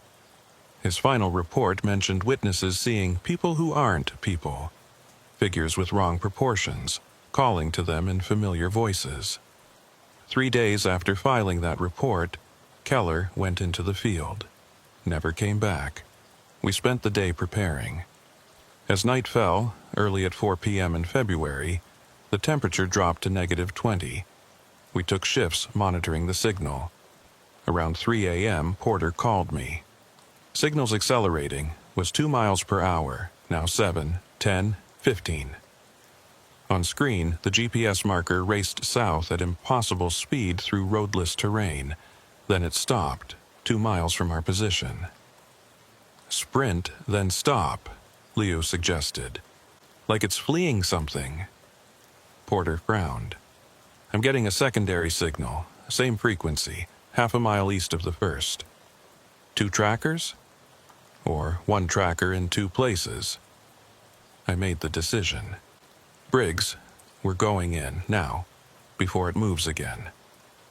We drove until the terrain stopped us, then continued on foot through dense forest. At 500 yards, Briggs grabbed my arm. "Listen." Breathing. Human breathing, deep and steady, but too loud. As if someone stood right beside us. I swept my flashlight. Nothing. The breathing continued, coming from everywhere. At 200 yards, my GPS started glitching. Coordinates jumped randomly. Radio went to static. Then I heard my name, Harrington. From the forest, not the radio. I saw it at the edge of my flashlight beam, a figure between trees, maybe 50 yards ahead. Tall, wrong proportions, arms too long. "FBI, identify yourself." The figure tilted its head. Then it turned and vanished into darkness with impossible speed. We reached where it had stood, in the snow. Footprints, human-shaped but elongated, and half buried beside them, something metallic. Keller's GPS tracker. Active, transmitting, with his name scratched on the back. J. Keller, 2008. I followed the footprints northwest. After 200 yards, they stopped, just ended mid-stride. On the ground, another GPS tracker, identical. Same name, also active. I held both devices. They showed different coordinates. One said we were here, the other placed us half a mile east. "This is wrong," Briggs said. "We need to leave." Ahead, through the trees. Lights, not flashlights. Green and blue ribbons shimmering in the sky. Aurora, but too low, too bright. And beneath the light stood the figure, looking up. From this angle I could see. The spine curved wrong, shoulders too high, and where the head should be, something that reflected aurora light like glass. "Briggs, back away slowly." But Briggs was frozen, staring. "Do you see them? The others. They're everywhere." I looked. The shadows between trees had shape. Dozens of figures, maybe hundreds, standing throughout the forest. All watching us. The figure in the clearing turned. Where its face should have been, nothing. Just smooth blankness. Then it spoke in my voice. "Federal agents, everyone stay where you are." My words, my inflection, perfect replication. "They're learning," Briggs whispered. "They're learning us." We ran. Footsteps followed us, steady, inevitable. We reached the SUV and drove back. I checked the mirror. At the road's edge, the figure. And beside it, dozens more, all watching. We reached the mobile unit at 0437. Porter rushed out. "You were gone 4 hours." 4 hours? I checked my watch. 0437. We'd left at 0300. "We were only gone an hour." "You left at midnight, Harrington." Briggs sat in the snow, staring. "Time doesn't work right out there. They take the time." While Lou treated Briggs, I showed Porter both GPS trackers. Same ID codes, but look at the timestamps. One showed February 11th, 2014. The other, February 8th, 2008. 6 years ago. The day Keller disappeared. "This one's been running for 6 years, Porter said. "Never updated, stuck in 2008. Delgado authorized one final mission into what they called the Aurora Anomaly Zone. Dr. Rebecca Strand, a geophysicist, would accompany me. "The zone is a tear in space-time," Strand explained, "held open by geomagnetic forces. Something on the other side is trying to come through. The figures aren't entities, they're projections from alternate timelines. And if Keller's been there 6 years, there's nothing left we'd recognize as human. But his GPS is still transmitting, moving, which suggests whatever he became still follows some vestige of programming, coming home, or bringing something back with him." 2 hours later, we boarded the helicopter. The pilot set us down at the zone's southern boundary at 1443 hours. He'd return in 24 hours. If we weren't there, he'd wait 30 minutes, then leave. Strand activated her generator as we unloaded, a 20-meter protective bubble. 12 hours of battery. After that, we're unprotected. We headed north toward Keller's last coordinates. The forest was too quiet. No birds, no wind.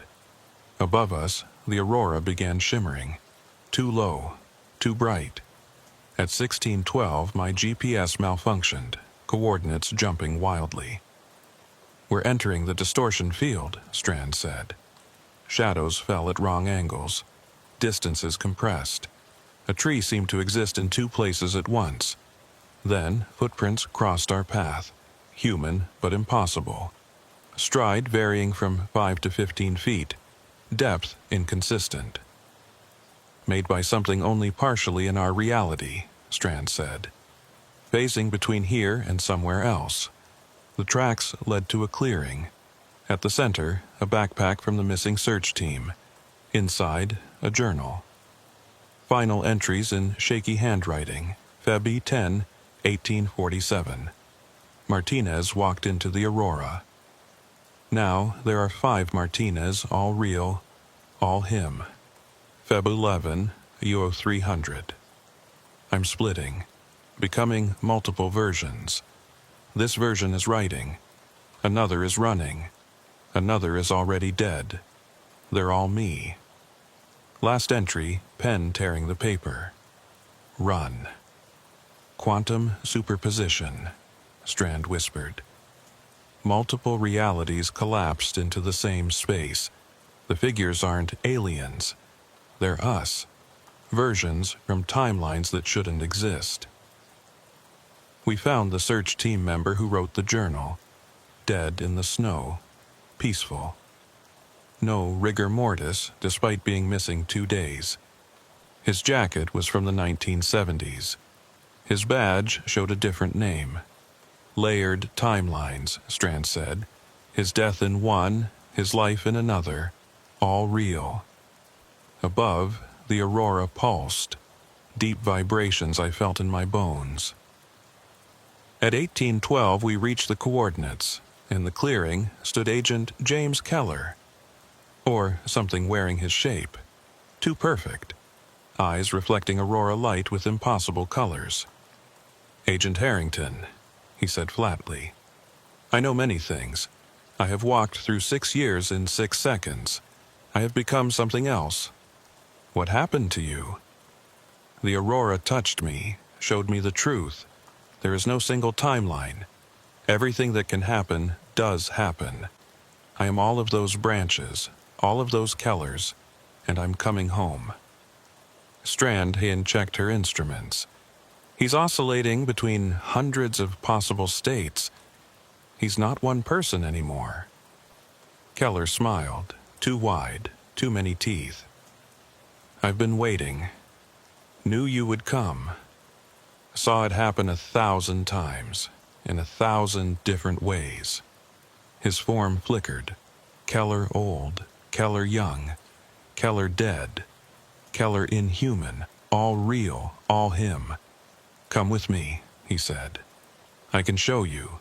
The aurora can touch you too. You can become infinite." "That's not infinite," Strand said. "That's fragmented. You've been shattered across multiple timelines."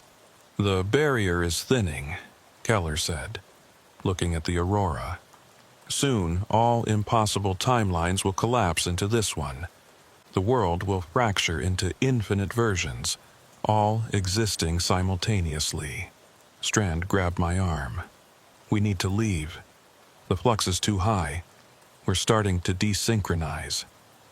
I felt it, a pulling sensation, being stretched thin. At the edges of vision, other versions of myself.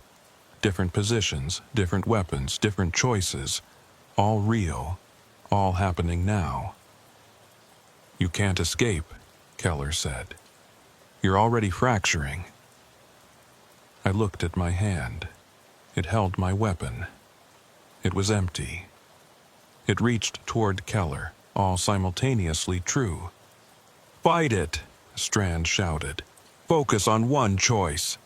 I concentrated, chose, turned, and ran. Behind me, Keller's laughter. Dozens of overlapping voices. "You can't run from yourself." The forest blurred, trees and aurora bleeding together. I felt myself splitting with each step, but I forced one timeline, one path. Strand was ahead, her generator pushing distortions back. I reached the protective field, the world solidified. "Keep moving, generators failing." 20 minutes before, behind us, something emerged from the aurora. Massive, 15 feet tall, human-shaped but wrong. Where its face should be, a window into swirling timelines that never were. Others followed, dozens, hundreds, an army of impossible things. "The things that live between timelines," Strand gasped. "They're coming through." We ran. The things pursued, appearing and disappearing, taking shortcuts through reality. I fired. Bullets hit dozens of versions simultaneously. None stopped. The generator sputtered, died. The protective field collapsed. Immediately, I felt myself splitting again. But I chose one timeline. Grabbed Strand and kept running. We burst into the clearing where the helicopter should be. It wasn't there. We're too early, or too late, or in the wrong timeline. The things closed in.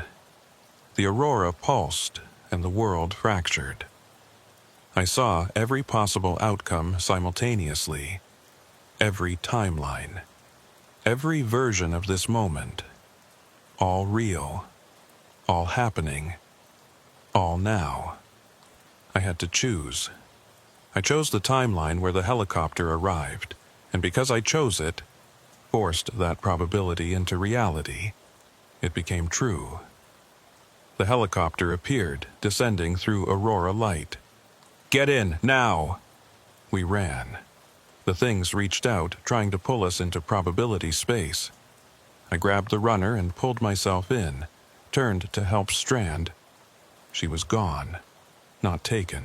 Just not there. As if she'd never existed. "Where's the other passenger?" the pilot shouted. I stopped. Had there been? Memories were fading. "Just me," I heard myself say. "Always just me." We lifted off. Below, Keller stood in the clearing, looking up with dozens of eyes, all his versions, all his timelines. He raised his hand. Farewell, or warning, or beckoning. Then the Aurora pulsed, and he was gone. The official report was simple. Reconnaissance mission, negative contact with missing personnel, equipment malfunction confirmed, area recommended for permanent restricted status. No casualties. Fiction. But how could I write the truth? The footage from my camera showed me walking alone, talking to no one, running from nothing. Dr. Strand, if she'd ever existed, had been erased from our timeline. Or I'd imagined her. Or both were true simultaneously. 3 days later, they showed me the recovered equipment from the missing search team. 6 GPS units, 6 backpacks, all found stacked neatly in one location, as if someone had collected them and brought them back. No bodies, no blood, just equipment from people who no longer existed in our timeline. The Aurora anomaly zone was designated permanent restricted access, 50-mile radius. Official reason, environmental hazards. Real reason, classified. Briggs retired on medical disability. Last I heard, he won't acknowledge he was ever there. Maybe he found a timeline where he wasn't. I finished my career 2 years later, took a desk job in Seattle. But the Aurora zone never left me, because I still have Keller's GPS trackers, both of them. On my desk right now, both active, both transmitting. One shows coordinates in the Aurora zone. The other shows my current location. And sometimes, late at night, they both show the same place simultaneously, as if I'm in both locations at once, as if I never left, as if the version that came back is just one possibility. I dream about the Aurora. In those dreams, Keller tells me, it's spreading. The boundary is thinning. Soon it'll be everywhere. How long? Already happened, will happen, is happening, all true. Last week, 3 hikers disappeared near the Dalton Highway. Their GPS units were found stacked in a clearing, all still transmitting. The zone is expanding. 2 months ago, I received a package. No return address. Inside, the journal from the search team, but with more entries. Entries dated after his death. Final entry. You can't stop it. You can only choose which version of yourself survives. Choose wisely. Maybe it was me from another timeline. Maybe Keller. Maybe Strand. Maybe the Aurora itself. A warning of what's coming. The boundary is thinning. Every year, more disappearances, more impossible phenomena, more places where reality fractures. The Aurora zone isn't an anomaly. It's a preview. Yesterday, my reflection moved half a second out of sync, as if making different choices. Living a different timeline, as if I'm already fracturing. This morning, a 3rd GPS tracker on my desk. Keller's unit. Same serial number. But this one shows coordinates that don't exist on any map. Coordinates in probability space. I check the news daily. Strange lights. Temporal anomalies. People seeing duplicates. The signs are there. The Aurora is coming south. And when it arrives, when all timelines merge, we'll all become like Keller.